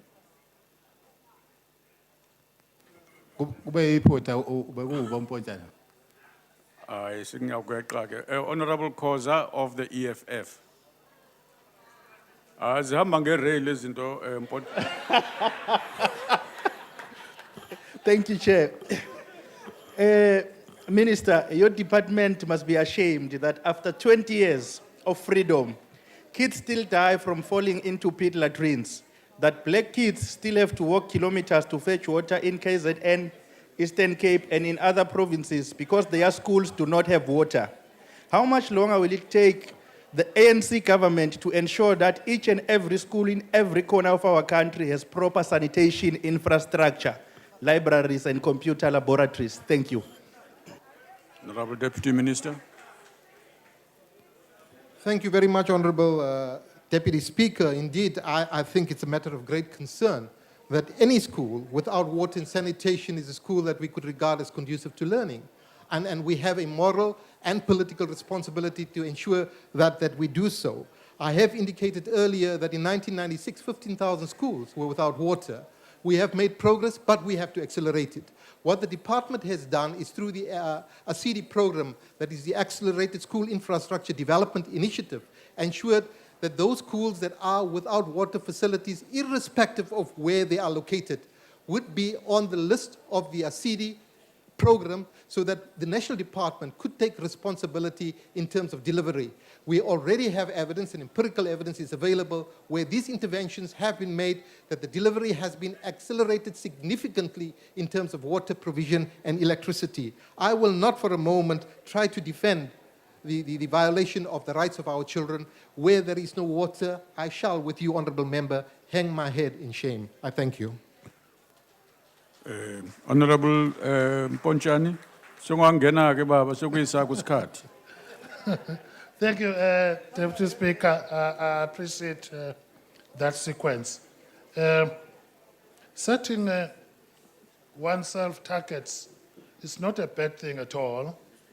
I remember previous ministers had targeted 2014 as the year when pit toilets will be done away with. This has not happened. Is the minister in a position to tell this House what are the factors that have impeded the department from reaching this target? And also, Minister, I realize that provision of water in schools is not the sole responsibility of the Department of Education. That's when then intergovernmental relations come into effect. What sort of intergovernmental relations are there between the department and municipalities when it comes to the provision of water in schools? I thank you. Honourable Deputy Speaker, thank you very much. With regard to the relationship between the Department of Basic Education and the Ministry of Water Affairs, there is an ongoing relationship. Protocols have been signed. In fact, most of the schools receive their delivery of water and electricity under the auspices of the Ministry of Water Affairs and the Ministry of Energy. So that collaboration and integrated system approach has indeed been adopted. There is also a conversation, a renewed conversation with the Minister of Local Government, with COCTA, to ensure that they too play their role in terms of the provision of water. Now, with regard to pit latrines, I think that there is a misunderstanding. What the minister had committed herself was the eradication of the bucket system within our schools, and there are no bucket systems. In your deep rural schools where there is no water, access to water, you can't have a waterborne sanitation system. So you would then basically provide the appropriate, safe, and comfortable environment. You cannot have pit latrines that are unsafe, that do not comply to the norms, and indeed we have published norms for it. And the moment water is available in an environment, we ensure that waterborne sanitation is provided. So, for example, the Honourable Member van der Walt had spoken about 11,000 schools that have pit latrines. Those are schools with pit latrines and waterborne sanitation, because we had moved from pit latrines to waterborne sanitation when water became available. I do agree with the Honourable Member that we have to work collaboratively in terms of this exercise, but the necessary protocols are in place, and indeed, together we can do more and take South Africa forward. Thank you, Honourable Deputy Speaker.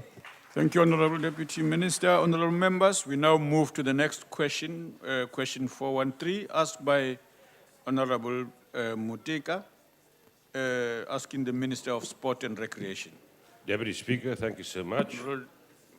Deputy The Minister. reply is as follows, sir. The first part of the question, the priority sporting codes are of the school sports program, and therefore schools are encouraged to play at least 2 to 3 codes out of the 16 prioritized codes. Secondly, enablers to be provided to schools in order for them to implement the school sport leagues for the next 4 years is 1. The number of schools that will receive sport equipment and attire per year will be 400. Secondly, the number of schools to receive multi-purpose sporting courts will be 9 per year.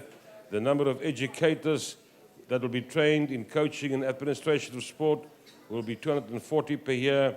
The number of schools receiving sports toolkit will be 10,000, and the number of learners attending the National School Sport Championship per year will be a minimum of 10,000.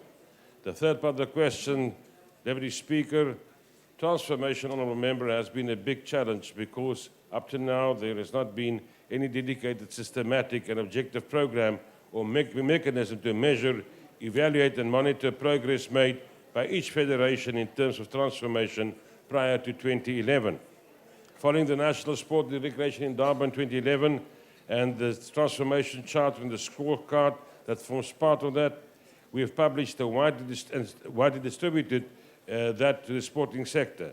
Transformation is now being addressed through the publication of the Eminent Persons Group's report on the pilot transformation audit of the first federations, the Big Five, that was published in 2013.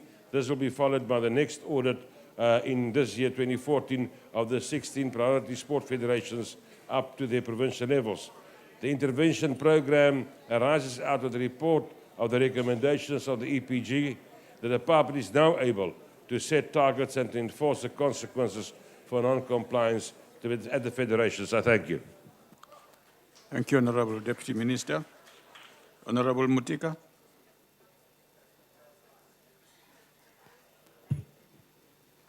Thank you, Deputy Speaker.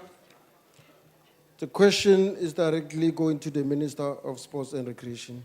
Deputy Minister, you spent 65 million on the so-called African Sports Awards. 21 million came directly from the taxpayers. The prize money to athletes who are already doing well total to 3.7 million. You spent 4.4 on night for hotel rooms in the Sun CP Hotel, and much more in a concert venue. The tender was jointly awarded to Sabela Oyabizwa Media and Ultimate Sporting Concepts. The former has no traceable website or VAT number. The Minister, what is the proportion of the money you spent on sports awards to the money you spend on actual building sports capacity in township and rural areas? Thank you. Honorable Deputy Minister. Honorable Deputy Speaker, that is a new question. I suggest the honourable member submit the question as a new question. Thank you.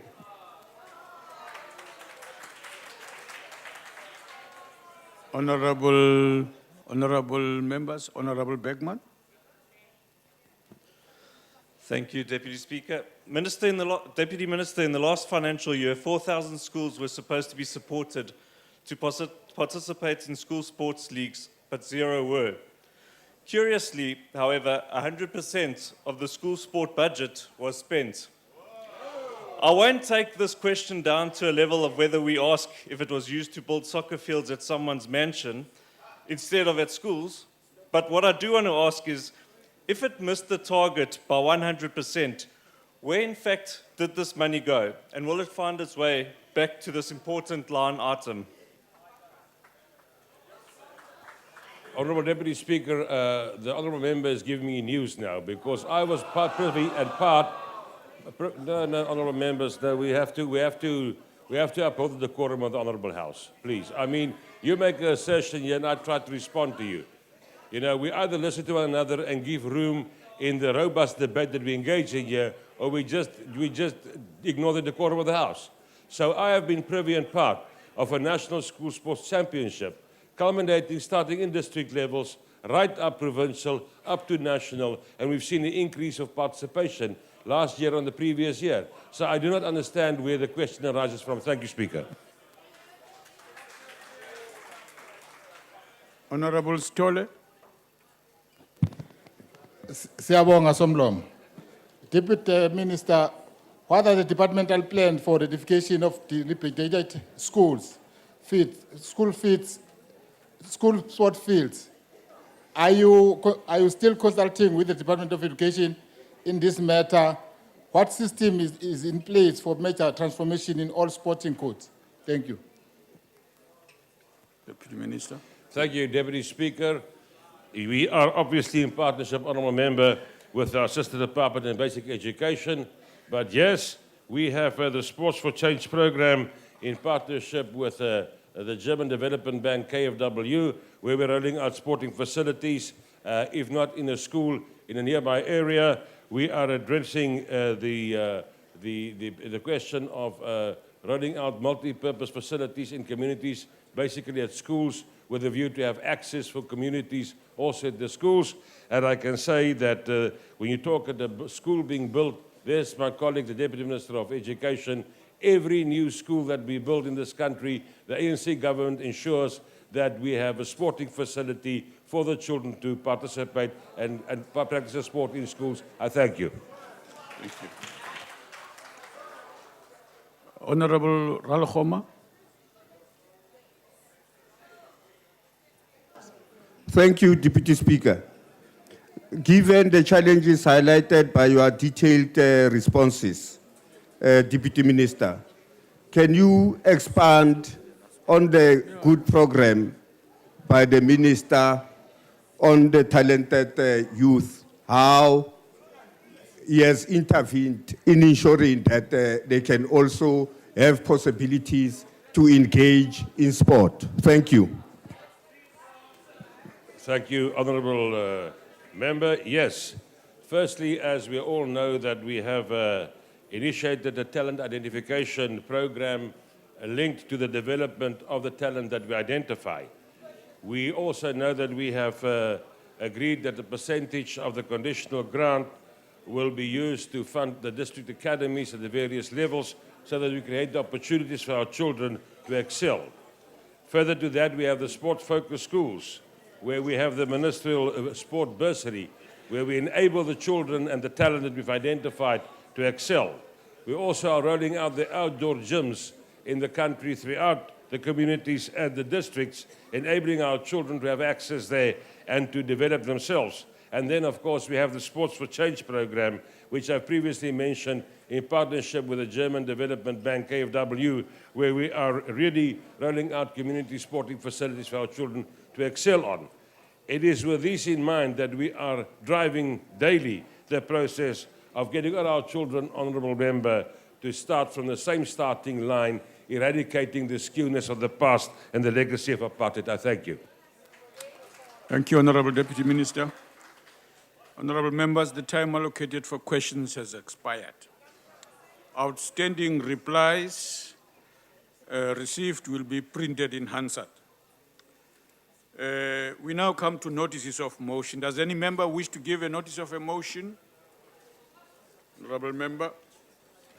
Thank you, Deputy Speaker. I move on behalf of the ANC that in its next sitting the House debates the existing tariff structure for imports and export in the context of South Africa's capacity to compete with other international producers with similar products in existing markets, given our policies of industrialization and an inclusive economy. I thank you. Thank you. Honourable Sengwa. Thank you. Thank you very much, Honourable Deputy Speaker. I hereby give notice on behalf of the Inkatha Freedom Party, the news of this House. I shall move that the House debates a report by the South African Human Rights Commission titled Poverty Traps and Social Exclusion Amongst Children in South Africa. I thank you. Thank you, Honourable Member. Honourable Member at the back.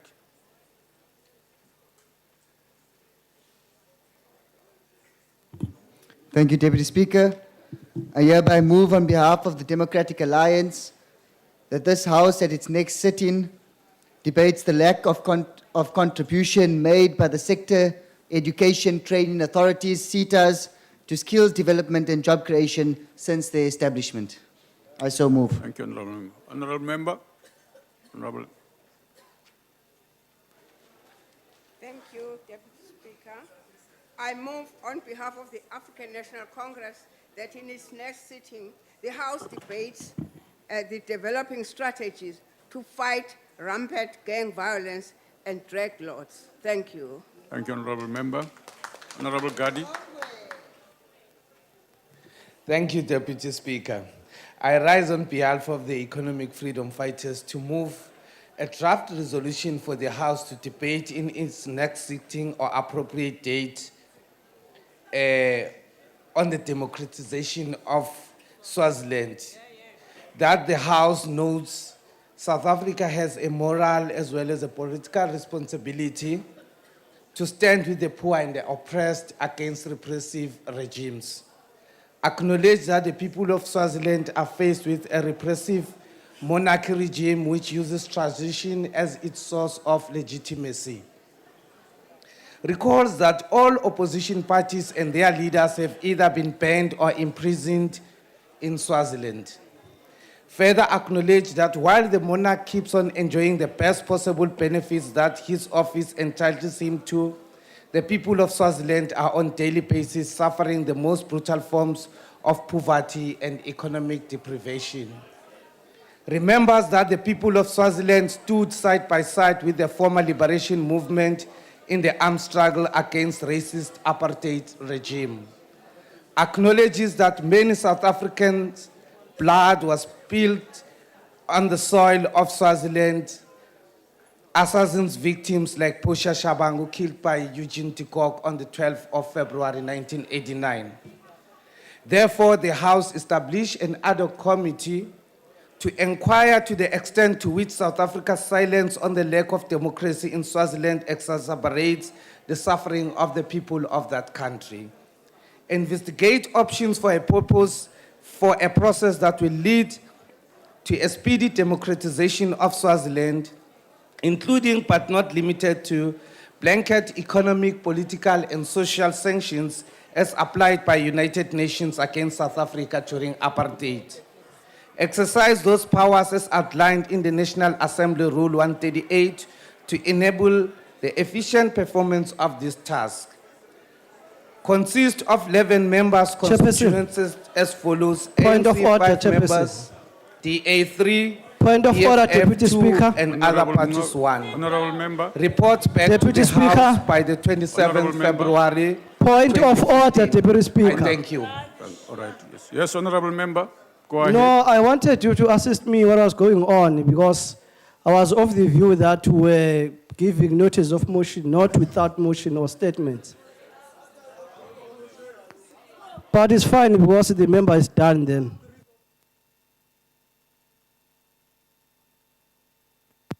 Honorable members, I'll talk to this point a little later on.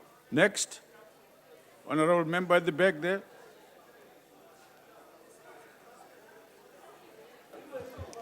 Thank you, Speaker. I hereby move on behalf of the Democratic Alliance that at its next sitting, this House debates the impact that increased cadre deployment and government interference has on media diversity, freedom of speech and freedom of the press. Thank you. Honorable member.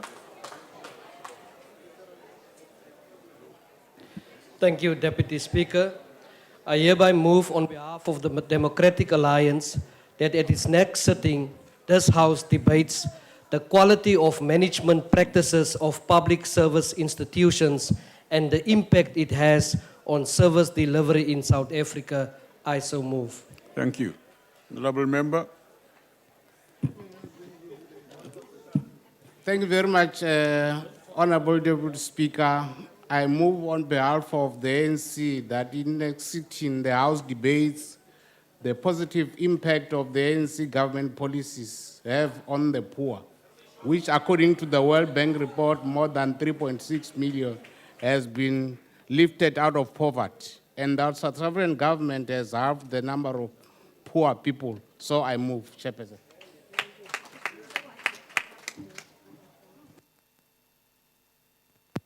Mutshami wa xitulu, ndza susumeta hi ku yimela vandla ra ANC leswaku eka ntshamo wa huvo lowu nga ta landzela, huvo yi njhekanjhekana hi tindlela ta ku yi tiyisa na ku yisa emahlweni nyimpi ya ku lwa na xivumbeko xihi kumbe xihi xa xihlawuhlawu lexi xi xungetaka vun'we bya vaaki no aka rixaka. Ndza khensa mutshami wa xitulu. Mackenzie. Honorable member. Thank you very much, Honourable Deputy Speaker.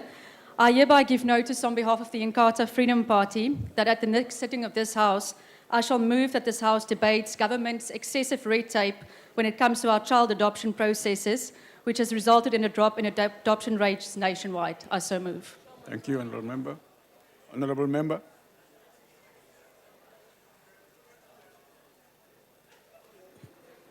Thank you, Deputy Speaker.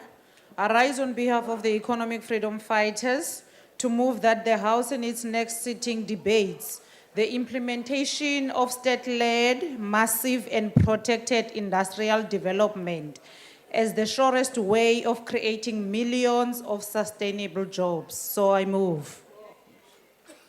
Honorable member at the back. Thank you, Deputy Speaker. On behalf of the Inkatha Freedom Party, I shall move for the next sitting of this House that the House debate the unrealistically high amount of mining licenses issued, the fraud and corruption that is rampant in connection with the issue of these mining licenses, the number of mines left unattended, and the lack of rehabilitation at our mines. I thank you. Thank you, Honorable member. Thank you, Deputy Speaker. On the next day of this House, I will move on behalf of the NFP that the House deliberates on the problems experienced by SAA, other parastatals and state entities in our country. I so move. Thank you, Honorable Ngabe. Thank you, Speaker. On the next sitting day of this House, I shall move on behalf of the NFP that the House deliberates on the availability of tourism centers in various provinces in the country. I so move. Thank you, Honorable Kaula.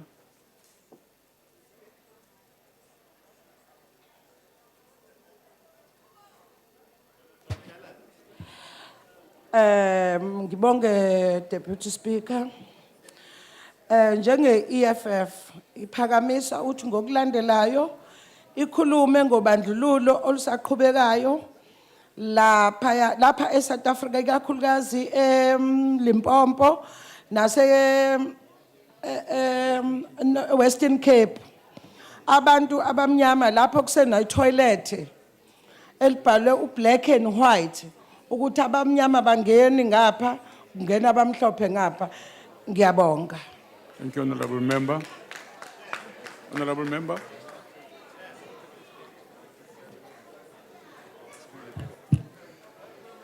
Thank you, Deputy Speaker.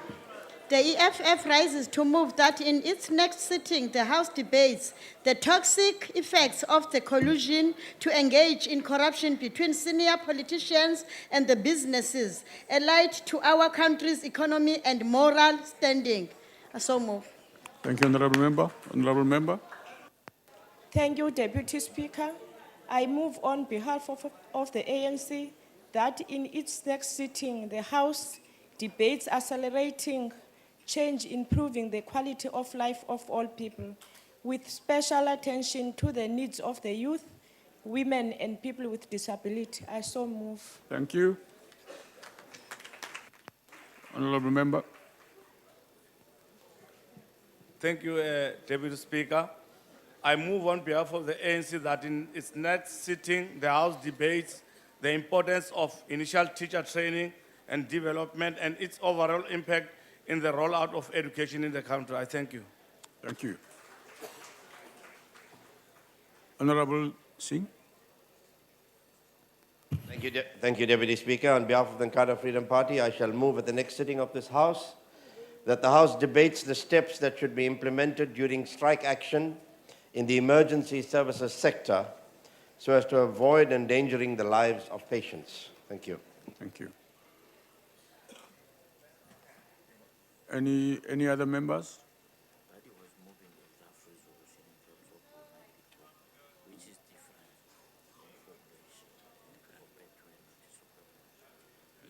So this is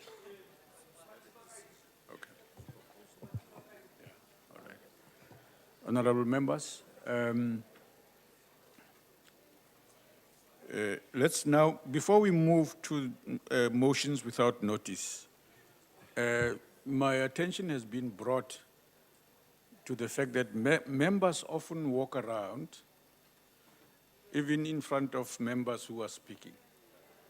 Members, it is inappropriate to do so. Please be careful, don't do it, because it obstructs what ought to be happening properly in the House.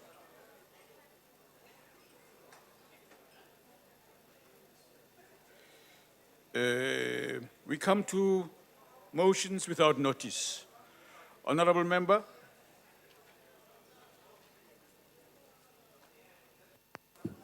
Thank you, Honorable Deputy Speaker.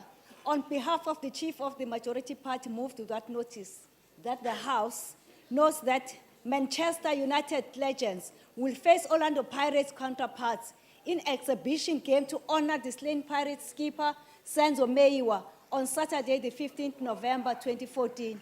Further notes that the popular Manchester United legends, such as Paul Scholes, Louis Saha, Viv Anderson, and South Africa's Quantum Fortune, will be part of this game. Acknowledges that the Meyiwa family will also benefit from some of the proceeds of the gala dinners and match ticket sales on the game, and congratulates those involved in organizing this initiative, and urge our supporters to come in droves to give the players an extra edge on Saturday. So I move. Thank you. Thank you, Honorable Member. Honorable Kubisi. Thank you, Deputy Speaker. I move without notice on behalf of the NFP that the House notes that small businesses, particularly those owned by women, have called for a school nutrition program in Daba. Further notes that most of these women complain of late payment due to them after rendering services and supplying schools. Further observe that these late payments affect small business people and cause conflict between suppliers and schools and eventually affect learners. This House emphasizes the necessity of this school nutrition in Daba, as it will address a plethora of issues, including and not limited to the kind of food given to learners, sanitary and health conditions under which the school nutrition program is undertaken. As some of. If there are no objections, I put the motion. No objection agreed to. Can we do the same with the earlier motion, honorable members?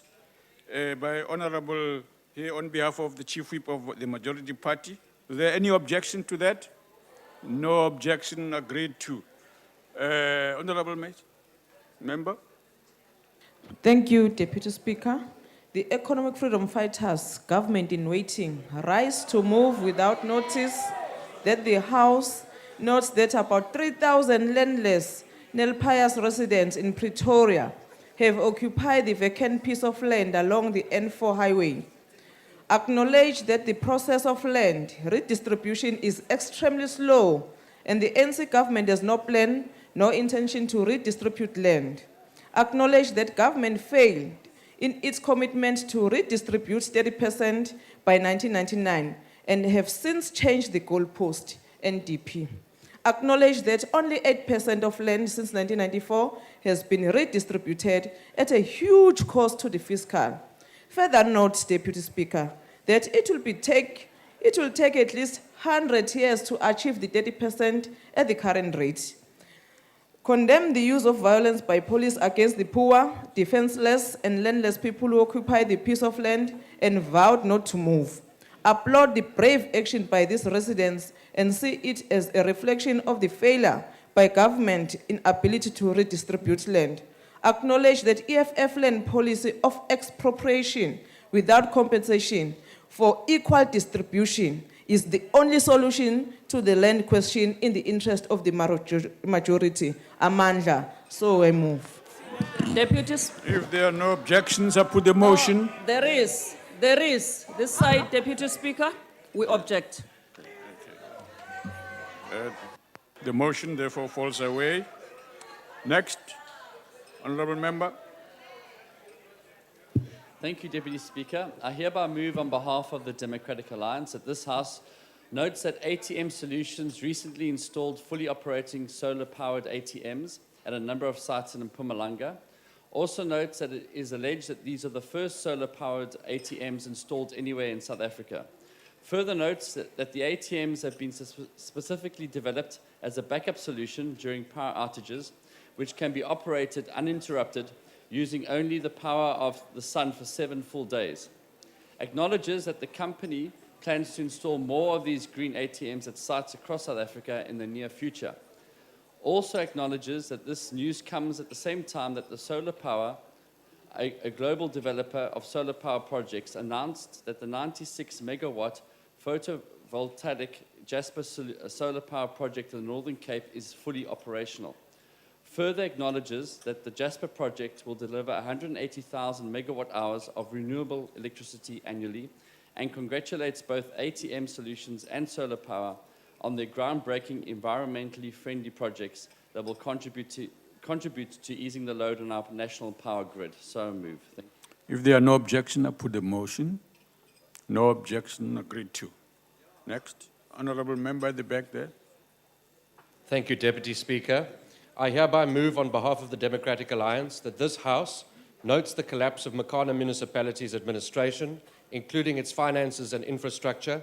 Further notes that Makana Municipality was placed under administration in September this year, recognizes that no progress has been made in turning this municipality around, acknowledges that no real turnaround can take place in Makana until the Kabuso forensic report is made public and corrupt officials are convicted, conveys our message of support to the people of the Makana municipality. I so move. If there are no objections, I put the motion. No objections, agreed to. Honorable member at the back, sorry. So there's an objection, so the motion falls away. Go ahead, honorable member. The economic freedom fighters rise to move without notice that the House notes the ongoing Falam Commission investigating the killing of striking miners in Marikana, yet that the miners posed no threat to the police tactical response team on August the 16th, 2012. Notes that the commission yet that the killings were as a result of police using completely disproportionate force against striking miners who posed no threat to mining property, civilians, or police themselves. Further note that almost all miners were shot multiple times with a fatal wound being to their upper body. Further notes that loanmen are accused of engaging in base erosion and transfer pricing defended by the Deputy President, Honorable Ramaphosa, who instigated the killing of workers while pretending to act as a responsible businessman. Honorable On a member. point of order. Wait, honorable member, well, I'm addressing that member there. You take your seat whilst I'm addressing honorable member. We read a ruling here that even if you have a right to speak, you have no right to cast aspersions on anybody, including a member of this House, unless you do so with a substantive motion. For that reason, what you're reading is out of order, and I suggest you take your seat, sir. But the Deputy President was No, don't do that. Honorable member. involved in the Marikana Commission. Honorable member, take your seat. We've done a ruling, yeah.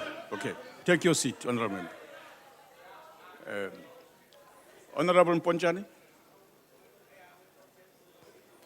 Thank you, Deputy Speaker. I move on behalf of the Chief Whip of Inkatha Freedom Party that the House, one, notes the sad passing of Mr. Mapalana Spuyana, who passed away on the 6th of November 2014 in Nelspruit after a short illness. Two, further notes that Mr. Spuyana, an Inkatha Freedom Party member from Limpopo, was a former member of the National Assembly from 2004 to 2009.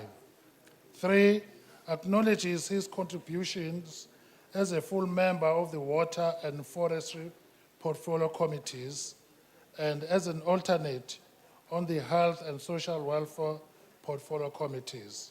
Four, recognizes the immense contribution that Mrs. Spuyana made in the struggle for freedom and democracy. Five, commends his work in the fight for water delivery to the communities of Woodspruit. Six, extend its sincere condolences to the family and colleagues of the late Mr. Spuyana. I thank you, Honorable Deputy Speaker. Thank you, honorable member. If there are no objections, I put the motion. No objections, agreed to. Next. Honorable member. Honorable Deputy Speaker, the EFF rise to move without notice that the House notes a report by the Socio-Economic Rights Institute of South Africa found that the criminal justice system was abused in order to intimidate the activists and the protesters.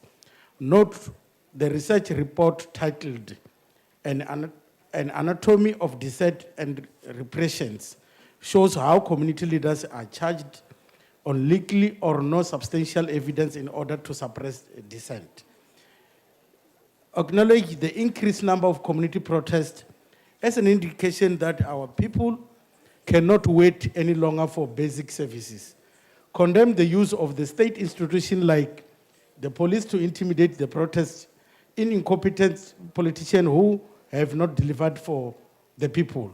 Further note that, Deputy Speaker, research by the Social Charge Research Unit of the University of Johannesburg find that there have been a sharp increase in a number of people killed in protest. Note that the total of 43 protesters were killed by police between 2004 and 2014, excluding the 34 miners killed during the strike at Marikana in 2012, and 7 people that have been killed by police this year alone. Condemn the use of the violence by police to kill our people, those only their sin is to demand better service. Reaffirm our commitment to protect the constitutional right of all South Africans to protest, especially against greedy politicians. So I move. If there are no objections, I put the motion. No objections, any?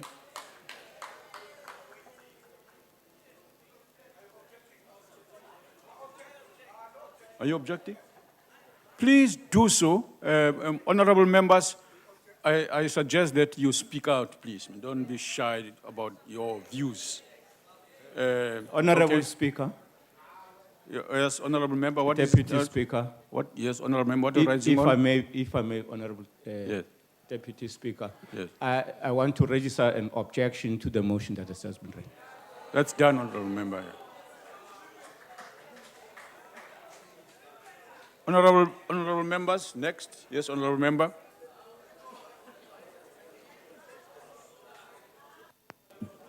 Thank you, Honorable Speaker. On behalf of the Chief of the Majority Party, move without Honorable notice member, that the House... you mean the chief whip. Honorable, That the House... Yeah, go ahead. ma'am. That the House notes that a former gardener hailing from dusty streets of Fritonia, Heilbronn in Free State, Fusi Mukwena was listed as one of the 27 national nominees for the Boss of the Year award recently. Further notes that Mukwena, now a general manager for Commercial Legal MTN, heads up and provides leadership to the Mobile Network Legal Department. Acknowledges that although he did not make it to the semi-finals of the top 15 bosses for the award, Mukwena remains inspirational to many South Africans.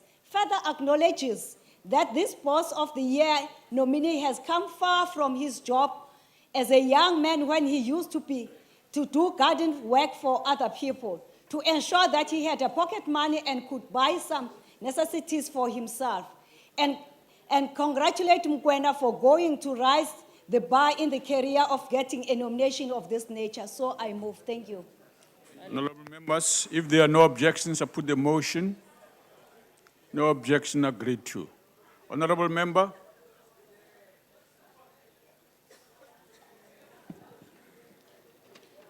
Thank you, Deputy Speaker. EFF rise to move without notice that the House knows the ongoing racist violence against black people in this country, especially in Western Cape. Note the violence against 22-year-old Mohammed Makungwa, who was shamboked by an unidentified white motorist while on his way to work. Note that he suffered head wounds and bruises to his body as a result. Further note that these are not isolated incidents against black people, because just last month, a black domestic worker was beat up because she was mistaken by the white man as a prostitute. Condemn racism and racist violence against black people. Encourage police to find perpetrator to face the full might of the law. Acknowledge the urgent need for a law to criminalize racism. Further note the incident of the video that went viral of a black man who defended himself against a visibly drunk racist. Congratulate the model citizen with white shoes who defended himself after being called a kafir. Point of order. Further welcomes the arrest of the alleged perpetrator and recommended that he denied. Honorable he be member, denied the bail. just hold on. Let's hear the point of order. What is it, the point of order about? Deputy Speaker, I rise on Rule 63, which deals with offensive language. There's been previous rulings in this House that the word that the honourable member used is unparliamentary and should not be used in the House, and I ask that he withdraws it.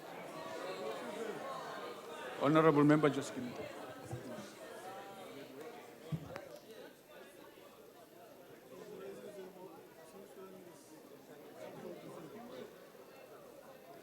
What word are you referring to specifically?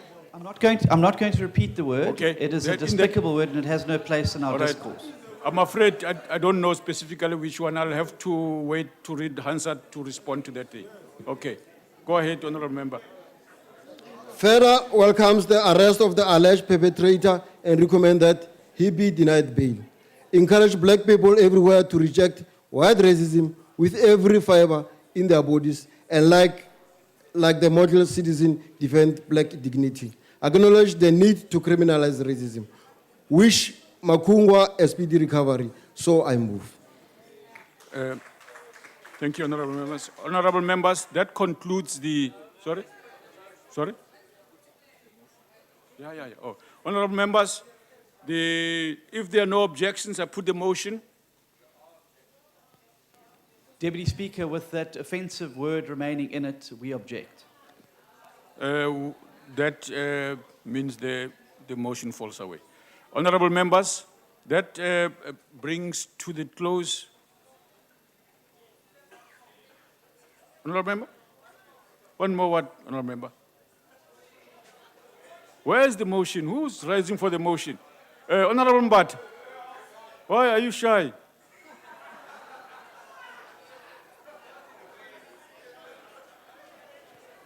Thank you, Deputy Speaker. The economic freedom fighters rise to move without notice that the House notes the Western Cape High Court ruling against the current SAPC chairperson, Ms. Ellen Shabalala. Note that Ms. Shabalala misled Parliament and the Portfolio Committee on Communications. She misrepresented her qualifications, Honorable member, not once, but many times. Honorable member, just hold on. Can I just read and finish, No, Deputy Chair? no, honorable member, let me explain to you why I haven't done this to anybody so far. Honorable, in the context in which I'm going to do it. Honorable members, we have been advised in the ruling that was made here earlier on that in matters that the House, the appointment of those people depends on this House for their removal. Not only that the matter is likely to come before the House. It is inappropriate for us to make any comments regarding that matter. That matter is before the communication portfolio, so I suggest that you put that down. Deputy Speaker, it's clear she can't find the certificate. Honorable member, you're out of order. Honorable members, that concludes the business of the day. The House is adjourned.